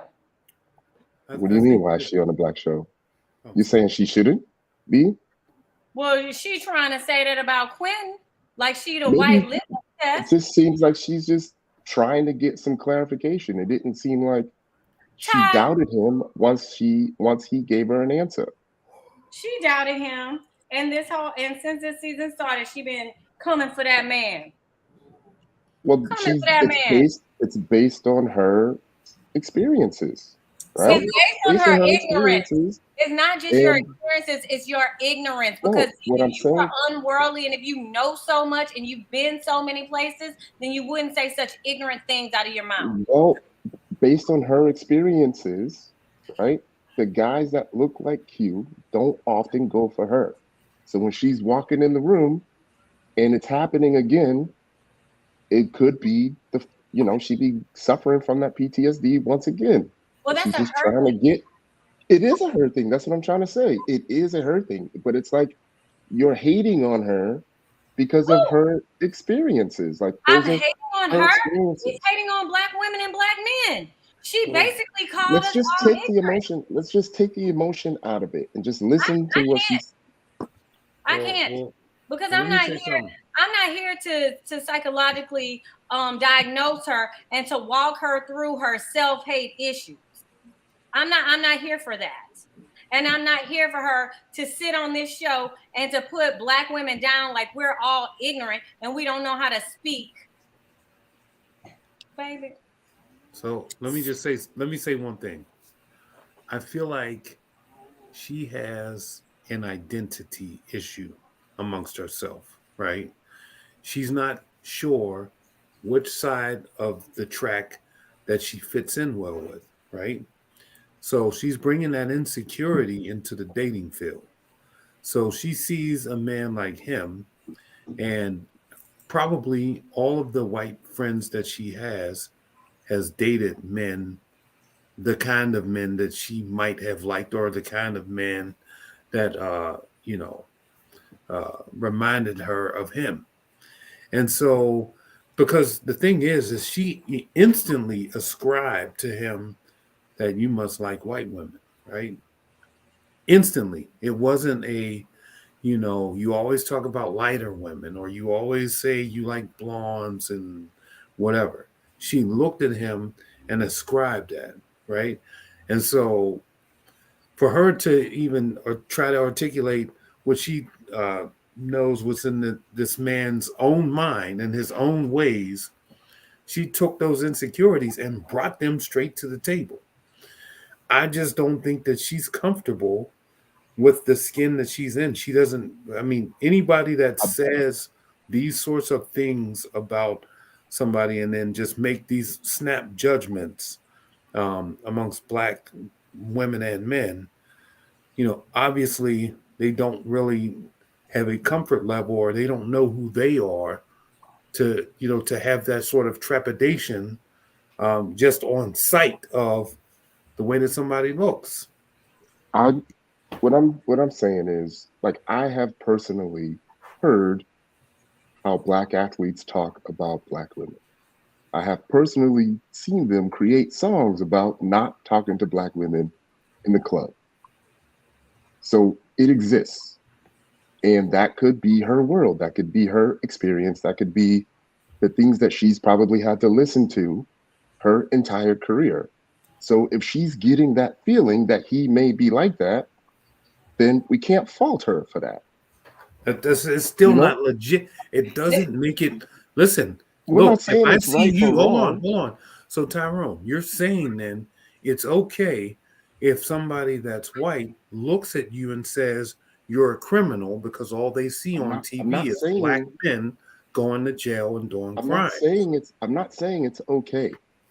But what I'm saying is if someone has seen a lot of people that look like me commit crimes and they think that I'm a criminal, I can't hate them for feeling that. Would I want to be judged as me as an individual? Yes, right? But I think there's a difference between being a cop working in one neighborhood as opposed to the other. If you're on edge, you can be on edge because that's the environment that you live in every single day.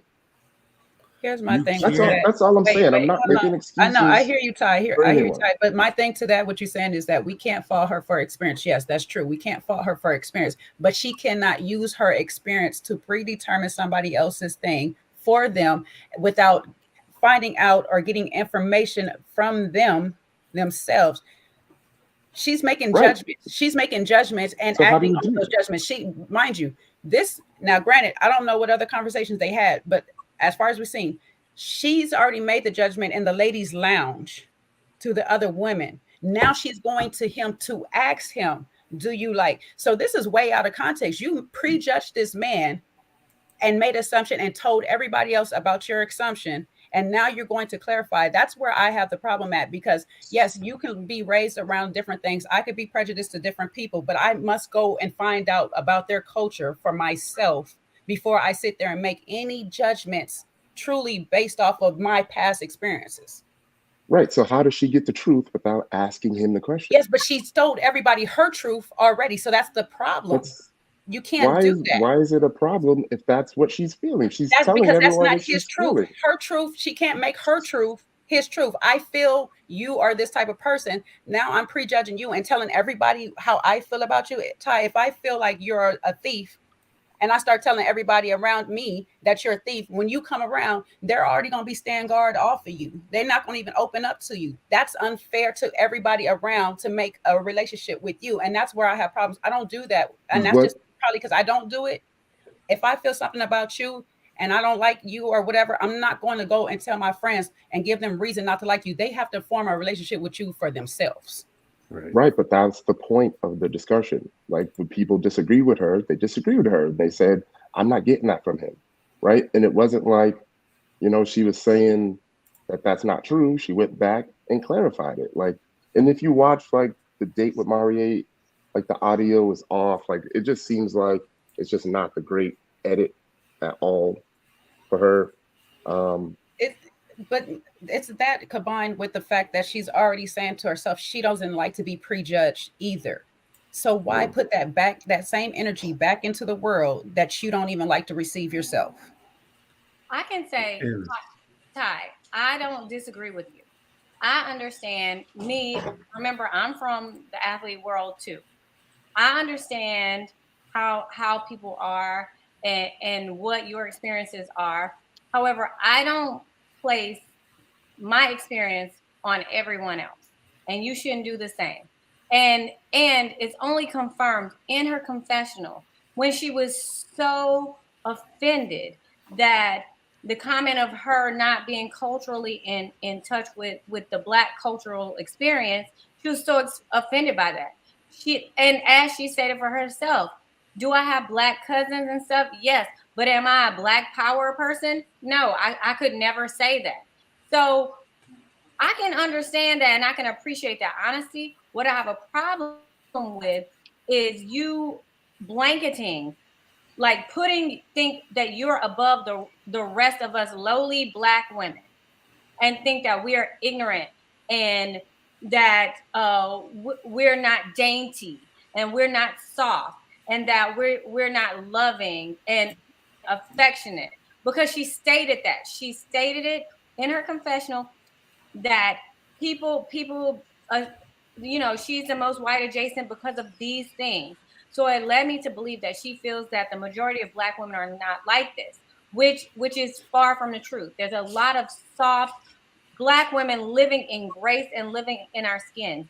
And for you to see some man that's out of your league, because that's what it is. She's attracted to him. She's very attracted to him. He's not attracted to her. So what does she have to do to justify why he's not attracted to her? He has to find just any kind of, oh, you must like white girls. You must like this. And that's not fair. And that's not fair at all. You just like someone that maybe is out of your league and you're trying to make everybody else not like him because of whatever. So let me say something really quick. I'm sorry. I'm not gonna buy in to what you're saying, Ty, right? Because I believe that your personal stuff, your personal issues that you have, they belong there with you. You cannot project your personal issues on me, regardless of what your experiences has been in life.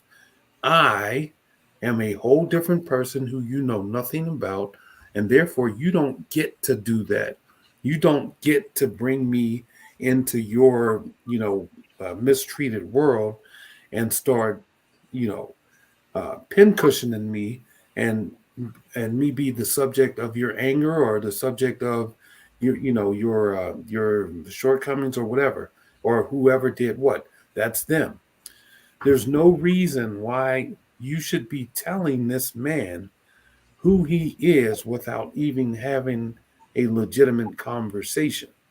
And you can see in this moment how off put this man was. As soon as she brought it up, he's like, wait, what? Where did this even come from? Like, so imagine if you're sitting there in that live moment. Honestly, I would have gotten up and then that would have been the end of that right then and there. We would have no more conversation, period, point blank. I'm done with that. And I would be telling production, don't And ever put me in a situation or in any type of space with this person because you're being prejudged. And it's almost like I don't want to say reverse racism, but it is Yeah. in a sense reverse racism when you're telling me who I am, what I'm about, and how I what races of people I like. I mean, it's just crazy. That was just a crazy moment. okay, just a little bit of pushback. I feel like she was more clarifying over Mhm. justifying. I feel like we are all a part of our experiences and we have our preferences based on those experiences, which is why there are places you prefer to hang out over other places that you prefer to hang out. And that's based off of your experiences, right? But the key word So is experience. She hasn't experienced that man, Ty. I'm sorry to cut you we off. don't know what she's experienced, right? We don't know what she's experienced. We don't know her. We're just seeing her on the show. Go ahead. Okay. Okay. Go ahead. And then you want to say something. Everybody. And I watched it back. Okay. She's like, so what you see, did you like, darling? What you see? You like me? You like, and she's like primping, what you see? You like this? You like this? What you see? You like this? Oh, and so this girl, she asked for words of affirmation. He affirmed her, and then she cut him down. This was my issue. There was several issues, y'all. But okay, she's like asking for all of the words of affirmation. He's like, oh yeah, no, I was checking you out. I was checking you out while you were working out. She asked for it, she got it, and then I actually watched it back. Ty, I'm sorry, I love you, but you're wrong. Okay, so she then said, what is your preference? Because you look like a guy that would be dating white women. How do you know like that? I literally have it up if you want to hear it. Like she said, you look. You want me to? So my issue is that you don't know him. You just sat here and you said you look like a guy that would be dating white men. So I have a friend from years ago that she had self-esteem issues, right? And when we would go out, I would have to actually say, she was overweight, she lost weight, you have self-esteem issues. So women do, okay? And I'm from California. We were in California. And I would say if a guy pays you a compliment, just say thank you. Just say thank you. Don't are you now you're self-defecate? What is it called? Now, right after he's paid you all of these compliments. So, and I get that she is in an environment that she is around a lot of white girls and she is the minority in that case. Absolutely right.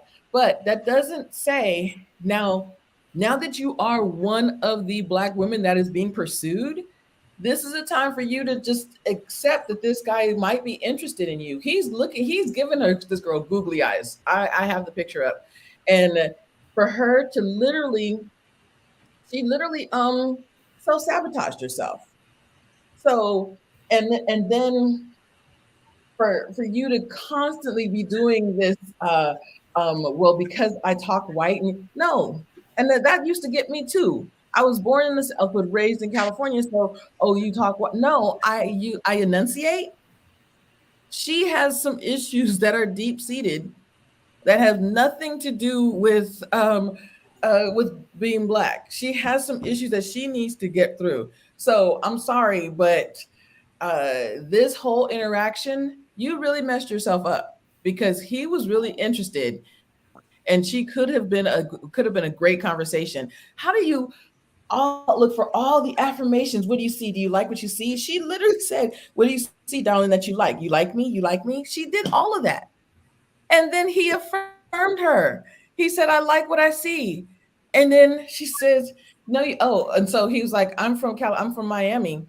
And he said, I've never dated a white woman. I've dated a Mexican. Of course, you're in Miami. Oh, so that's what it is. It's Mexican. So that's what it is. So it's good. Got to be anybody else but black. Sis, what are you doing? Like, you literally kept cutting him down. It was just no. Go ahead. All right, guys, real quick. I'm gonna, just because I know it's so much with this one episode, and I'm going to play the episode. I'm not going to be able to show the whole thing on the screen because I'll get demonetized, but I'm going to let y'all at least hear it. All right. Like, you're cute and I'm cute. We can just keep it cute. Okay, so what you see? Let me know. Can y'all hear it, panel? Yes. Okay. See that you like, darling. I mean, you look good. Okay, tell me. I ain't gonna lie. We was doing a little stretches. I had to take my time a little bit because you was been down. I was like, oh, okay. But I guess my biggest question for you is, I really want to know, like, your preference. Like, I don't know, you just look like the guy that would be dating white women.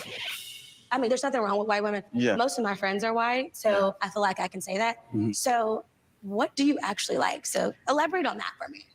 Why would I be on this journey if I liked white women? I wouldn't come here. I've never dated a white woman in my life. Really? No. Or Mexicans? I've dated Latinas. So is that your preference? Latinos versus black? No, I love my black woman.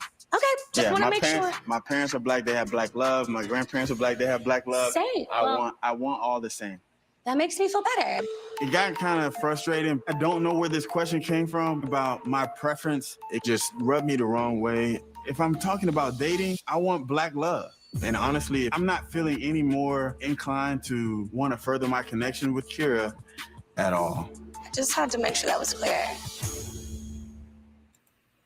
All right. So we know exactly. And can I say this? Can I say the other offensive thing that she said, and that I missed the first time in my first rant? How you think all Latinas are Mexican though? You got a problem. In Miami, you got a problem generalizing groups of people. You got to come on, sis. You want, like, this is your self-envisioned hierarchy of the levels of women. So, Todd, can I ask you a question then? Are you saying that every interaction that she's having with a black man, then she's having issues with he must not like me? In the back of her head, she's thinking he must not like me or he must not be interested? I'm asking the question. I think binary, it either is or it isn't. I don't really put that emotion in it. So I'm just listening to what she's saying, right? She's asking for clarification because this is one of the biggest things that she wants to clarify, right? She probably understands that she's projecting, right? And doesn't want to make that mistake in continuing with that.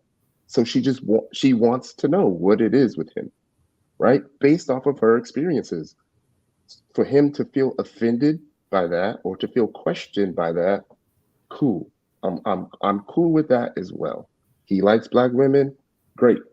But for us to sit here and say he doesn't look like a guy that dates white women, we would be wrong because 75% of all the NFL rosters would tell us we're wrong on that.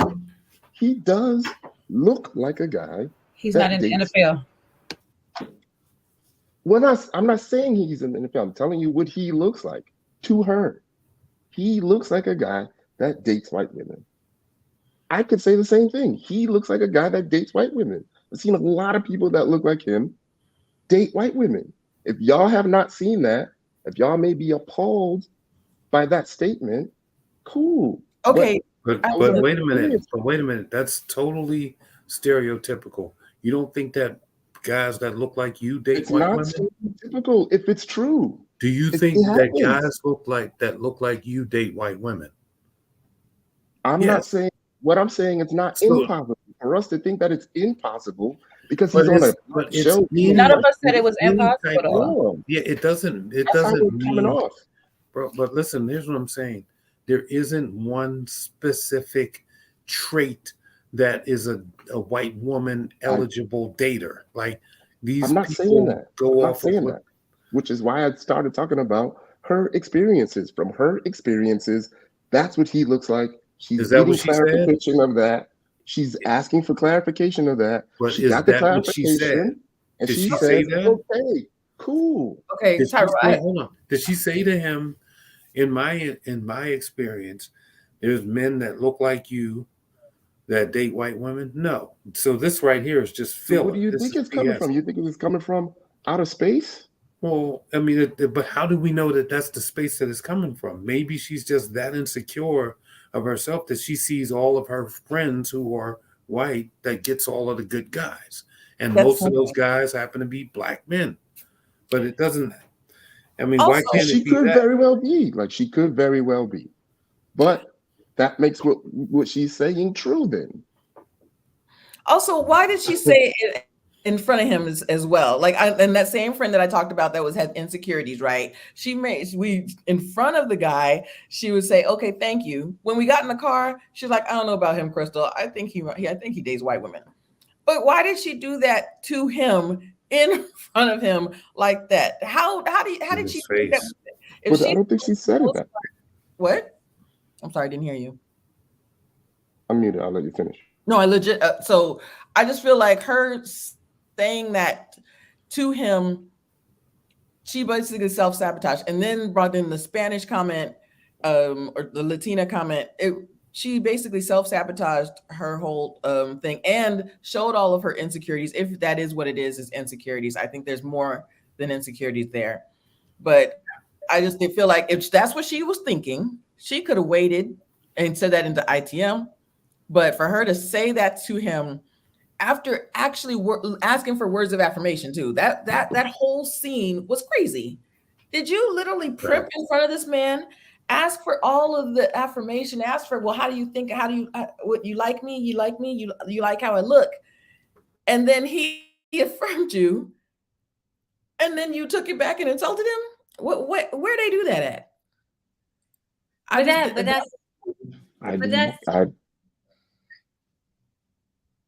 Go ahead, Ty. I didn't see it that way. Again, it seems like she's looking for clarification, right? For him to say that he has never dated a white woman, only black women, to her, that could have been surprising. And there shouldn't be anything wrong with that. There shouldn't be anything disrespectful about him, about her asking him what his preference is. That's not the problem. That's not the problem I have. That is not the problem I have. It's the way she went about it. Because when you sit there and say, "Do you like such and such women? What's your preference or whatever?" and he says this, and you go, "No, not this, not even this," you're still trying to villainize me into a certain category. You're taking away. If I tell you no, I have never dated white women. That's it. But then you want to find something else that's still in proximity of, to try to push that narrative on me. That's what you're doing. You're creating a narrative. So all she had to go is a different way. So strictly black women. No, I date around this, that. There's other ways to do it, but you're trying to find something in proximity of white women to put on me. And that's what the problem, and that's where his frustration comes in. It's like, stop. I'm telling you what I date. You asked me what I date. What's my preference? I told you what my preference was. That's it. If I date anything outside of my preference, that's what I do. But that's not what I prefer. My go-to is this. Run with it. This is me. I'm giving you me in this moment. What's crazy, Jay, is that when most people ask you about your preference, yeah, I mean, somebody called me superficial one week because I'm like, oh, you got to be above 6 feet. Like, we give, you like them thick, you like them tall, you like them short, you like them with booty and a little waist. Like, when we're talking about our preferences, that can apply to anyone across the board. And even in this moment, like I don't like that the conversation would be about white women. Like it doesn't matter what racial demographic he has dated before. They're 30 plus. By this point in this world, you might have had you a little taste of about everything, and that's cool. Nobody is trying to say anything's wrong with dating outside of your race, because honestly, I think that, you know, there's a lot of Black women that should try it, to try different things and not limit yourself. You know what I mean? However, my problem, Ty, as a Black woman, that I have with her saying this is like she says it in a way, one, that puts her above the rest of us lowly Black women, and two, the rest of us lowly Black women, we're at the bottom of the totem pole after every race you can figure out. Then you say, oh, really? So you do date Black women? Wow, I didn't know that. That is my problem with her statement. That's my problem with her statement. Because when I'm looking at it as this Black woman, and I can't speak for all of us, it was very uncouth, and it was very demeaning of the rest of us, because I speak excellent grammar. I speak excellent grammar in multiple languages. Let's say that. So I didn't appreciate that. Sabrina right there, she speaks multiple languages. She speaks proper grammar. So don't feel like you're above me or above anybody else because you cheer for the damn Dallas Cowboys with some big ass white boots, sis. No, ma'am. That's all I gotta say. Ty, I think that her experiences, as you said, her experiences may be mostly white. And the girl, date outside your race, ladies, date whoever you want to. But my issue is when you have everybody, you know, interested, but then and you're getting all of these men that are interested, and then you're saying, oh, well, I just wanted to make sure. He's telling you that he's sure. The insecurities are just blaring, and it's like Stacey said, it's really, you're putting down one race to build your own race up. Oh, and then you're like, oh, I just want to make sure you like me. He told you, he gave you everything that said that he was interested in and he liked you. He was like, I was checking you out. You look good. All of these things. Oh, I want to make sure that you like me. And I'm just, there's so much here that, and then we're gonna see when she gets the elimination thing. There's more to come. I'm like, there's something else going on here that you really have to have a conversation with just sit down on the bench and heal, as Kojo would say, because there's more to it than that. So I just don't, and honestly, her making assumptions on him, making assumptions on who he dates just by the way he looks, just because he's in the gym, or because he's, because he got muscles, or because he looks a certain way, that doesn't make any sense to me. I'm sorry. And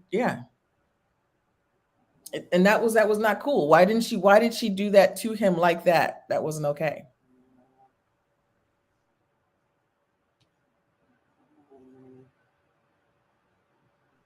You're muted, Sabrina. So what got me was a couple episodes ago, she was like, because I'm the closest thing to white. And then this episode, she was like, oh, thank God. Thank God you like Black women. I was like, wait a minute. You like me. I was like, make it make sense. I'm so confused right now. And okay. That's all I got. Sabrina, and then she said, well, I'm the closest thing to white, so I can say that. Right. It's like she keeps giving herself, like she keeps using that card, and that card, one day she's gonna use it on the wrong person. So, but I just thought that was just interesting. Like, I don't know, like you're glad that, oh, thank God you date Black women, because oh my God. But you just kind of threw you being a white girl onto yourself. Like, I'm the closest thing to white. I'm just saying, So I was so confused, because I was like, I don't think she realizes that's what she's. I mean, I just don't know, like mentally, like what's going on. I'm like, maybe this is her character, and she forgot her lines. I mean, I don't know at this point. It's just giving. And also, go ahead. Yeah. I think earlier, I don't know who said it, but said that she knows she's making an assumption. I don't think she knows that she's making that assumption on this character. Or I'm telling you, this is. I feel like this is really her, but I feel like whatever character she felt like she had to show up for the cameras for this TV show that she's on right now, she forgot those lines that she said 2-3 episodes ago. Like, I mean, I'm not even trying to be funny. I think she forgot that. I don't know. Well, I don't know. the way that they always place in stuff on some of the moms or some of the or like a Brandon who's been divorced twice from the same lady, or like a Unique who left. I hope when they eliminate her, they say you just need time to heal. You need time to heal, because this is one that projects and that is insecure about her Blackness. And I agree with Ty, because I've been told this before.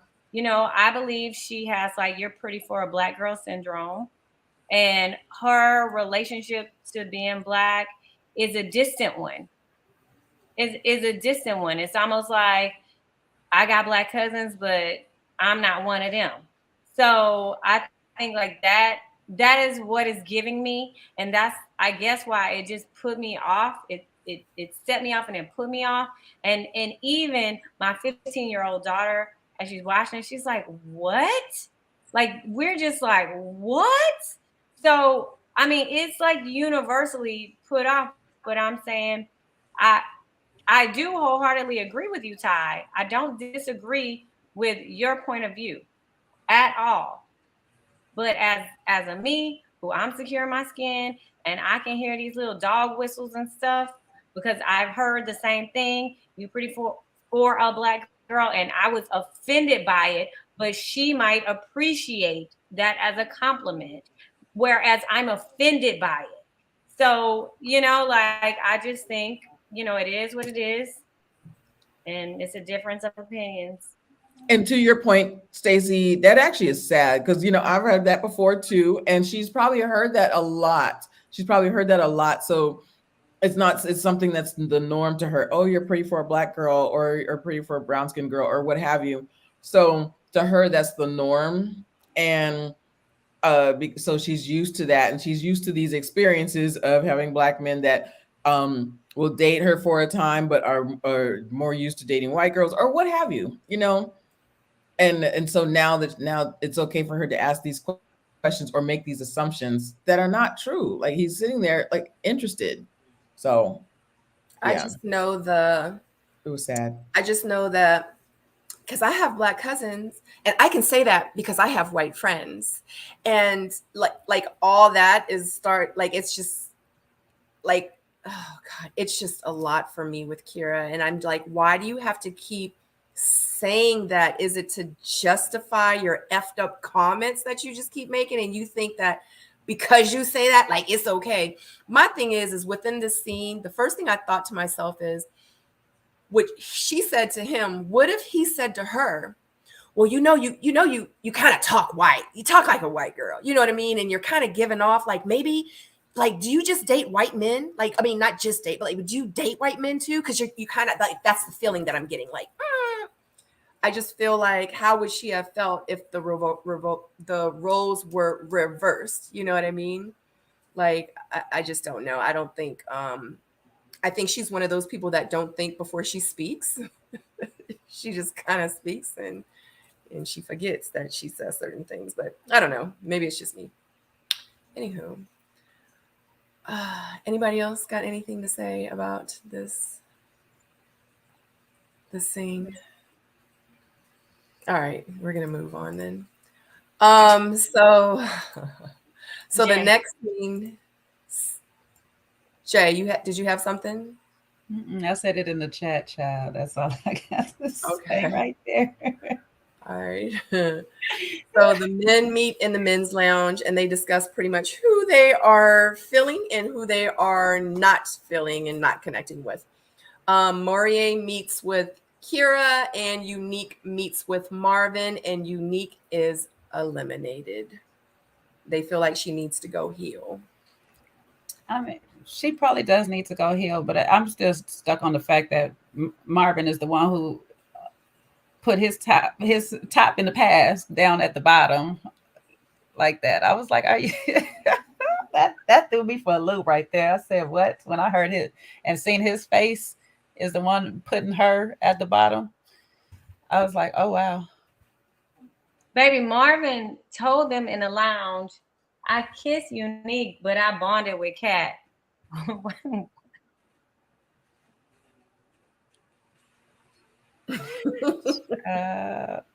He writing his book right now. I am not playing with Marvin. He writing his book.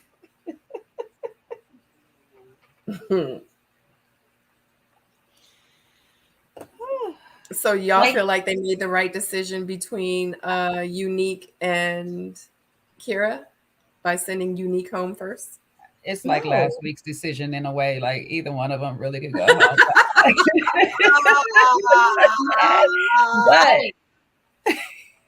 but not Marie in the middle of deliberation, not deliberate, but in the middle of the sentence, in the middle of a conversation, he's so distracted by the mustard, aka the cheese on the burger. Yo, where are my pictures? I thought that was funny though. I thought that he didn't want to be there. So he started paying attention to his food. I just thought that was He was funny. Like, did they put the fellas was talking. Wait, is that ketchup?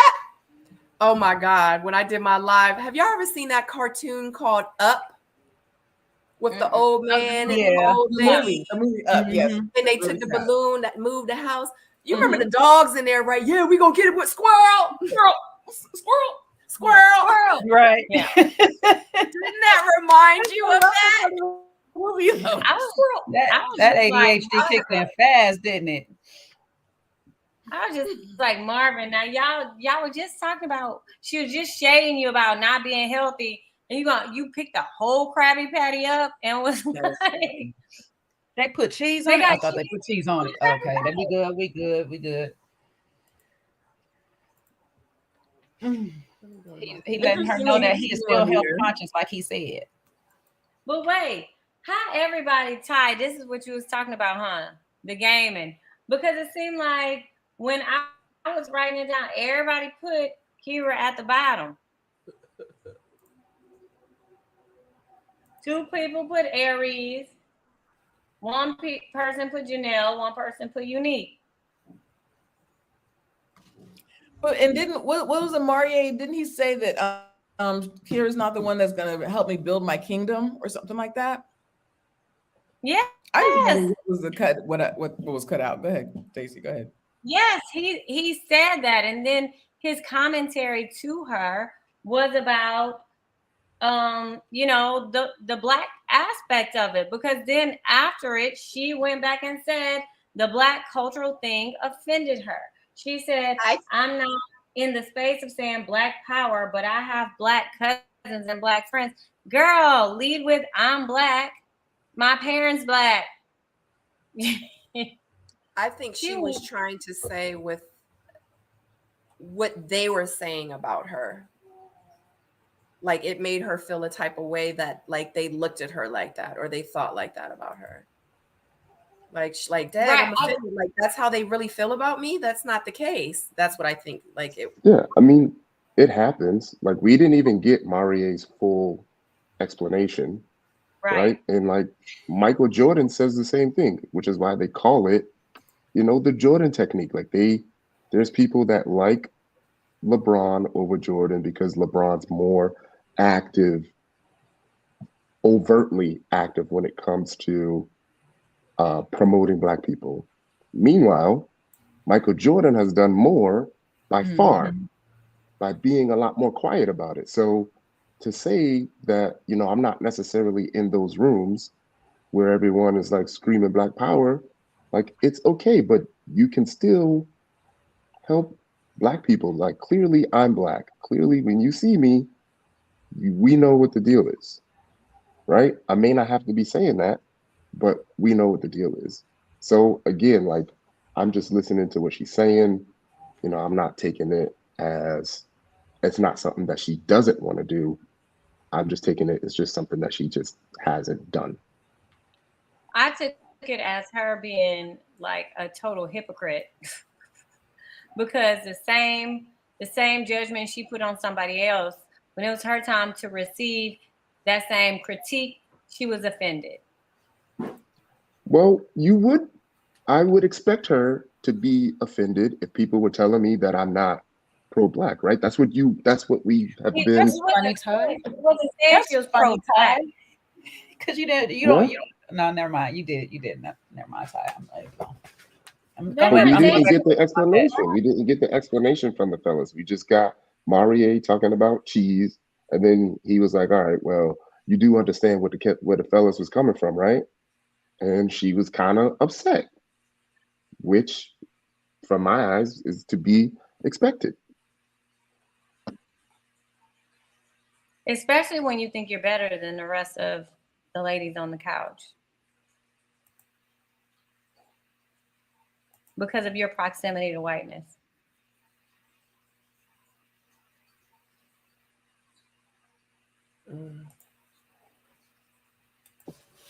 Do you think he came back and gave her a full explanation and they edited it out?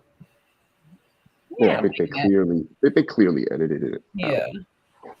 I do wonder what is she trying to get out of this show? Is she truly trying to, meet somebody, or I just don't know what she's trying to get at. If she's trying to meet somebody, handling what's his name, who was that, Quentin, or talking to him like that was not the right way to do it. If that's how she felt, she could have waited until she got to the ITM to say that. She did not have to do that in front of him. Oh, you like everybody else but Black. You like white women or Mexican women. That's not the way to do that. She shouldn't have said that in the ladies' lounge or what have you. I just feel like if she's really trying to find somebody, because everybody's going to talk. So I just wonder, what is she trying to get out of this experience? Because it's not right. Pandering and want to go open up a dance studio somewhere, a cheerleading studio. That's what it is. In Dallas. Oh my gosh, but you know who I missed? Why didn't we see anything with Lee and Christopher? We haven't seen Lee for like, what, 2 episodes? Right. And Christopher just came last episode and we didn't see him none today except in the lounge. No dates, no nothing. Mm-hmm. But they did that. Mm-hmm. Oh, go ahead. No, I was just going to say, like, they did that to me. I think for like 1 or 2 episodes, I wasn't featured on them either. I wasn't on like every episode. So I think that's where they're at right now. Because I'm still waiting to see Lee's and Quentin's. For real, those are the only 2 like I was really kind of rooting for, was Lee and Quentin. But I don't even know now.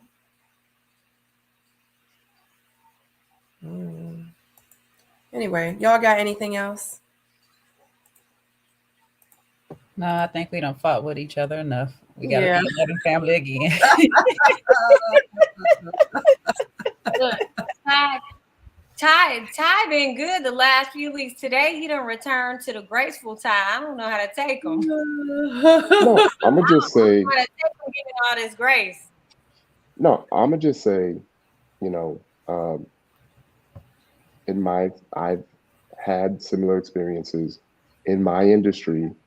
I'm one of the few Black people that have influence, but I also understand that there's a certain way that I need to navigate that space in order to continue to do what I'm doing without being shut out. And I have to understand that if I am too rah-rah about what's going on or the mission, then there are ways that they can prevent me from continuing my mission. And I'm just talking about that from my own personal experience. In that same regard, I think like I can understand you on that. And I just choose a different path.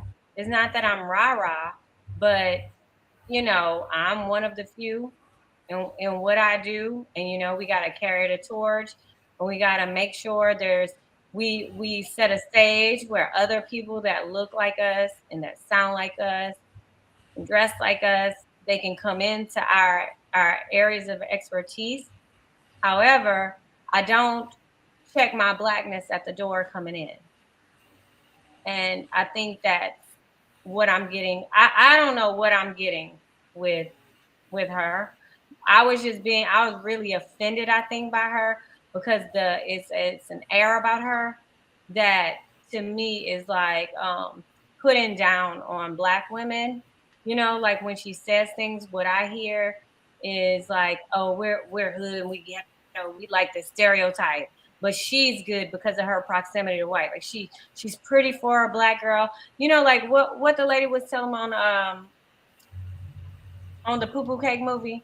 You is smart, you is kind, you is intelligent. But you, baby, you ain't the only one. That's my thing. Do y'all have anything to conclude for this episode before we wrap it up? Crystal? Yeah, I do. Yeah. I just want to say that they should have actually did the switcheroo. I don't know why they didn't, and you know, in the elimination. Um, I'm looking forward to Boots getting knocked off next time. Some knocked off boots, huh? Yeah, you know, somebody need to knock off the Boots. And yeah, you know, this whole 45 minutes that I spent viewing it, I really want that back. But it is what it is. I've got nothing else. No matter your insecurities, don't play your cards up front like that. If a man tells you you're beautiful, say thank you. And yeah, any assumptions you have on his character or any assumptions you have on him at all, you don't do that to yourself. Just and yeah, there's more I have to say. That. Tyrone, you got any wise words to leave? I'm just gonna continue to watch the show. For everyone, you know, that's been voted off so far, welcome to the family. You want to have any mental health conversations, let me know. I noticed something about Ty. When he likes somebody, you know, he does that spiel right there. So Boots must be on his list right now. No, I'm saying 90% of my family lives in Miami, Florida. I grew up in Marathon, Florida. So, you know, my parents moved to Massachusetts. No control of my own, right? So when we get to Boston, I get the business because of my Southern accent, right? Try to get past that. I go back home. I get the business from my own family for having a Northern accent. And it's not anything that I can control. It's just my experiences. So there are things that, you know, have affected me because of things that have happened in my past. And if we can't say that you can't assume a certain thing about someone because your assumptions are sometimes the things that keep you safe. When you see people that look a certain way, I'm not saying that it's wrong to assume, but sometimes those assumptions keep you out of trouble, right? And we have our preferences by places that we would prefer to hang out at, right? And it's based off of past experiences. Like, I don't want to hang out there, you know, like I would prefer to go here. And it's not like you don't like those people. You don't like that crowd. It's just you have a preference based off of your experiences. So if we can say that she's wrong for assuming that, then we have to say the same thing about ourselves for assuming that he does. Right? If we can say that she's wrong for assuming that he does date white women, then we're judging ourselves by assuming that he doesn't. Does that make sense? To a certain degree, but here's the thing. I'm not going to assume that he dates anybody because I don't care what race that he dates. But I'm not going to put something on him based off of my shallow my perceptions of him. And certainly not going to go and tell a gang of women some thing that I done cooked up in my head about him, and then finally meet him and learn that everything I put out there was a lie. That's not what I'm gonna do. That's actually my point, good Ty. on you, Stacey. And I that's my point, what Stacey just said. And Ty, like I said, born in Beaufort, South Carolina, raised in California, Oceanside, California, where, father's in the military. So I understand what you're saying, that the experiences are going to, when I go home, I get it from my family. When I go, California, I get it from other people. I hear what you're saying, but I also think her making that assumption on him, that would have been so wrong if he had made that same assumption on her. We can't make that assumption on him and just blatantly throw that out there and make assumption on his character. He may not be somebody that dates a lot. He may, his experiences in Miami, Florida, because he may not be that worldly and dating a lot of women. So what his experiences in Miami, Florida has probably just been Latin women, and that's it. That's just like what was it, last season? Because he doesn't date black women. He doesn't date black women because he's from Miami. How do you know that? And that was not cool for her to do that in front of her friends. So I think the same thing about, oh girl, if that's what you thought, you don't ask a man to tell you everything good and then put him down in the next breath. That doesn't make any sense to me. Sorry, it just doesn't. I'm just chuckling because she was right. So, but let me just say I'm just joking.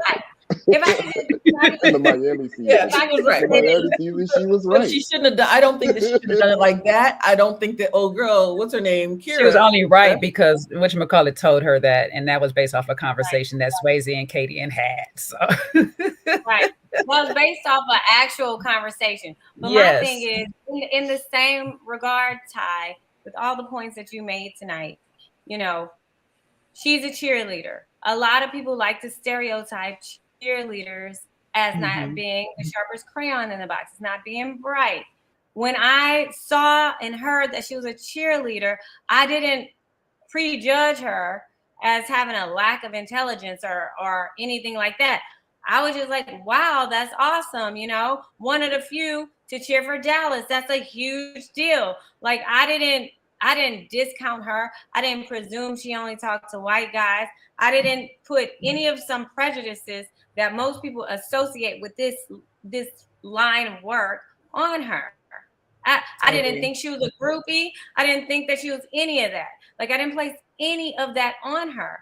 And in that same regard, I think she should give people the same grace. That's all. Agree. And I can't expect me out of everybody, and I can accept that because I offer people grace. I give them the benefit of the doubt. I got it. But don't come out here putting on somebody your own insecurities and your own projections because you wanted him to want you because you thought that he liked this kind of person and you thought you were the closest to that proximity, so you can't understand why he ain't checking for you. I totally agree. What would she have done? And he said, you know what? Yes, I only date white women. What would you have done? What if he said, oh yeah, I normally date white women, but what's up? You cute. You the next. She would have said assumptions based off my experiences proved me to be right. And should have keep on assuming and should have been keep on blocking her blessings. That's all I say. When you judge block her blessings. But see, this is the thing. This is what we're trying to say to you, Ty. It's a difference from judging people based off of your experience with that person outside of prejudging people based off of your past experiences. And so just like your cop analogy earlier, that's why we're still in the predicament with cops right now, because they're steady prejudging us based off of past experiences, which don't mean that this next little kid that walk up with a hoodie on is going to be a villain or a convict or something like this. He got a simple candy bar in his hand. Now we have a dead kid on our hands. a No, light hit on her hand. You know I I what I'm did saying? not judge her because she was a cheerleader. So why is she I, going to judge this man? That's it. I That's get it. it. I ain't And I get it. So just one more quick thing. Maybe it's the military in me. You know, I've had to meet tons of people from all different walks of life. Some of them never even seen or been around Black people before. So I've had to have a lot of these conversations, and I had to not take it personal if someone assumed that I would be a certain way. Only thing I had to do is just be who I am, and then eventually they could see that their assumptions may have been wrong. That's all. Mm-hmm. But in this And that's environment, in this environment, your assumptions can be detrimental to other people as well as yourself. And one thing about this process that me, you, Sabrina, and PO know very well is that a lot of the old things, the old baggage we used to come with, you got to kind of let it go and have a more open mind and try things differently. This is what Ready to Love is about, having more of an open mind, do things you don't normally do, try different things. And if you're going to come in here with these blinders, with a closed mind, that you're not doing yourself any justice. I honestly feel like she's blocking for herself. Like her mouth is making her miss. Her mouth and her open mouth and closed mind is making her miss her blessings. That's what I feel. That's why I said this. I said that earlier. It's very sad because she's really self-sabotaging herself. Like, and if this is what she thought, she did not have to say that to his face like that. If she has these insecurities, you know, you don't have to. She really played herself in several different instances too. It'd be one thing if it was just this one experience with Quentin, but this is the third time we're seeing this. I'm like, what is going on? Yeah, this is a lot, and yeah. So you think she's getting eliminated next week? Who's the woman going home next week? I don't know why they kept her. If the majority of the guys said her, after the scene cut, I said they must have had, but also production might have said, no, let's keep her for one more week. She might step on her. She might say something else wrong, just like Kabiza. Oh, let's keep her for one more week. Yeah. All right, guys, let's go ahead and wrap it up. We're going to go around the room, have you guys introduce yourselves, let them know where they can find you on socials, and if you're working on any projects that you would like to share. We're going to start with Tyrone, since Crystal dipped out for a second.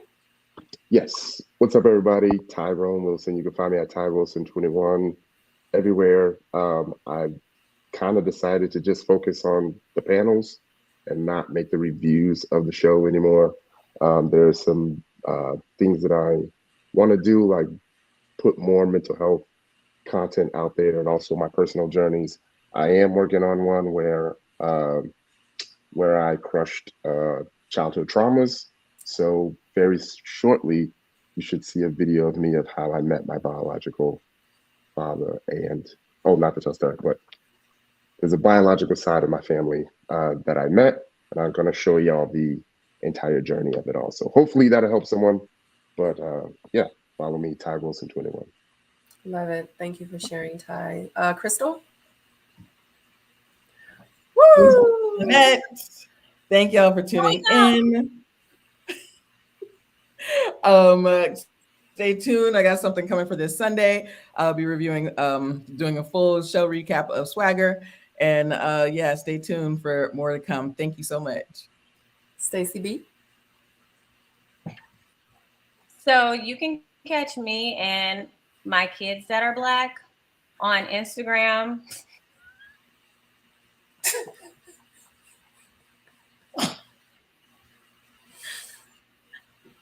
I can't. I'm so sleepy. I can't right now.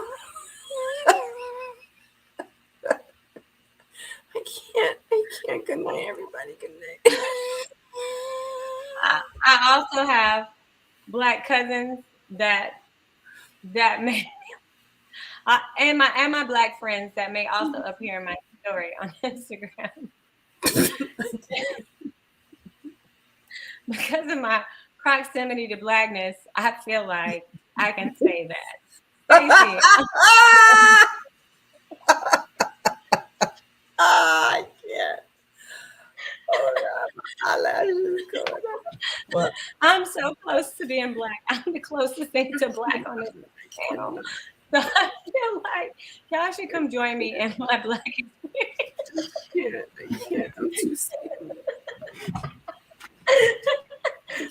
And Grand Rising and Grand Falls, my Nubian kings and queens. Unfortunately, I'm just Black adjacent, so I don't have Black friends. I don't have Black friends and things. No, it's your girl Jay. Let me stop it, Stacey. Damn it, it's your girl Jay from Another Round.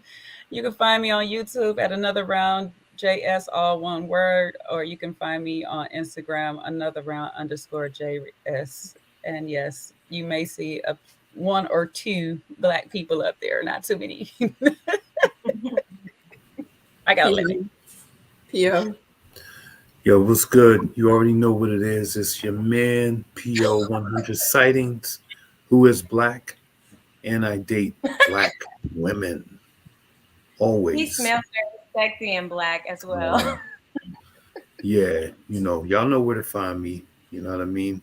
I'm here, there, everywhere. I spin, I go, I come back, I do it again. I'm a G like that. If anybody knows who that chef is that cooked for Aries, Tell him call me. Cook for chef, and then come to Atlanta and call Crystal. Hey, Mr. Mitchell. Tell him we can have a cook-off. I can't. Bye, doggy. Bye, everybody.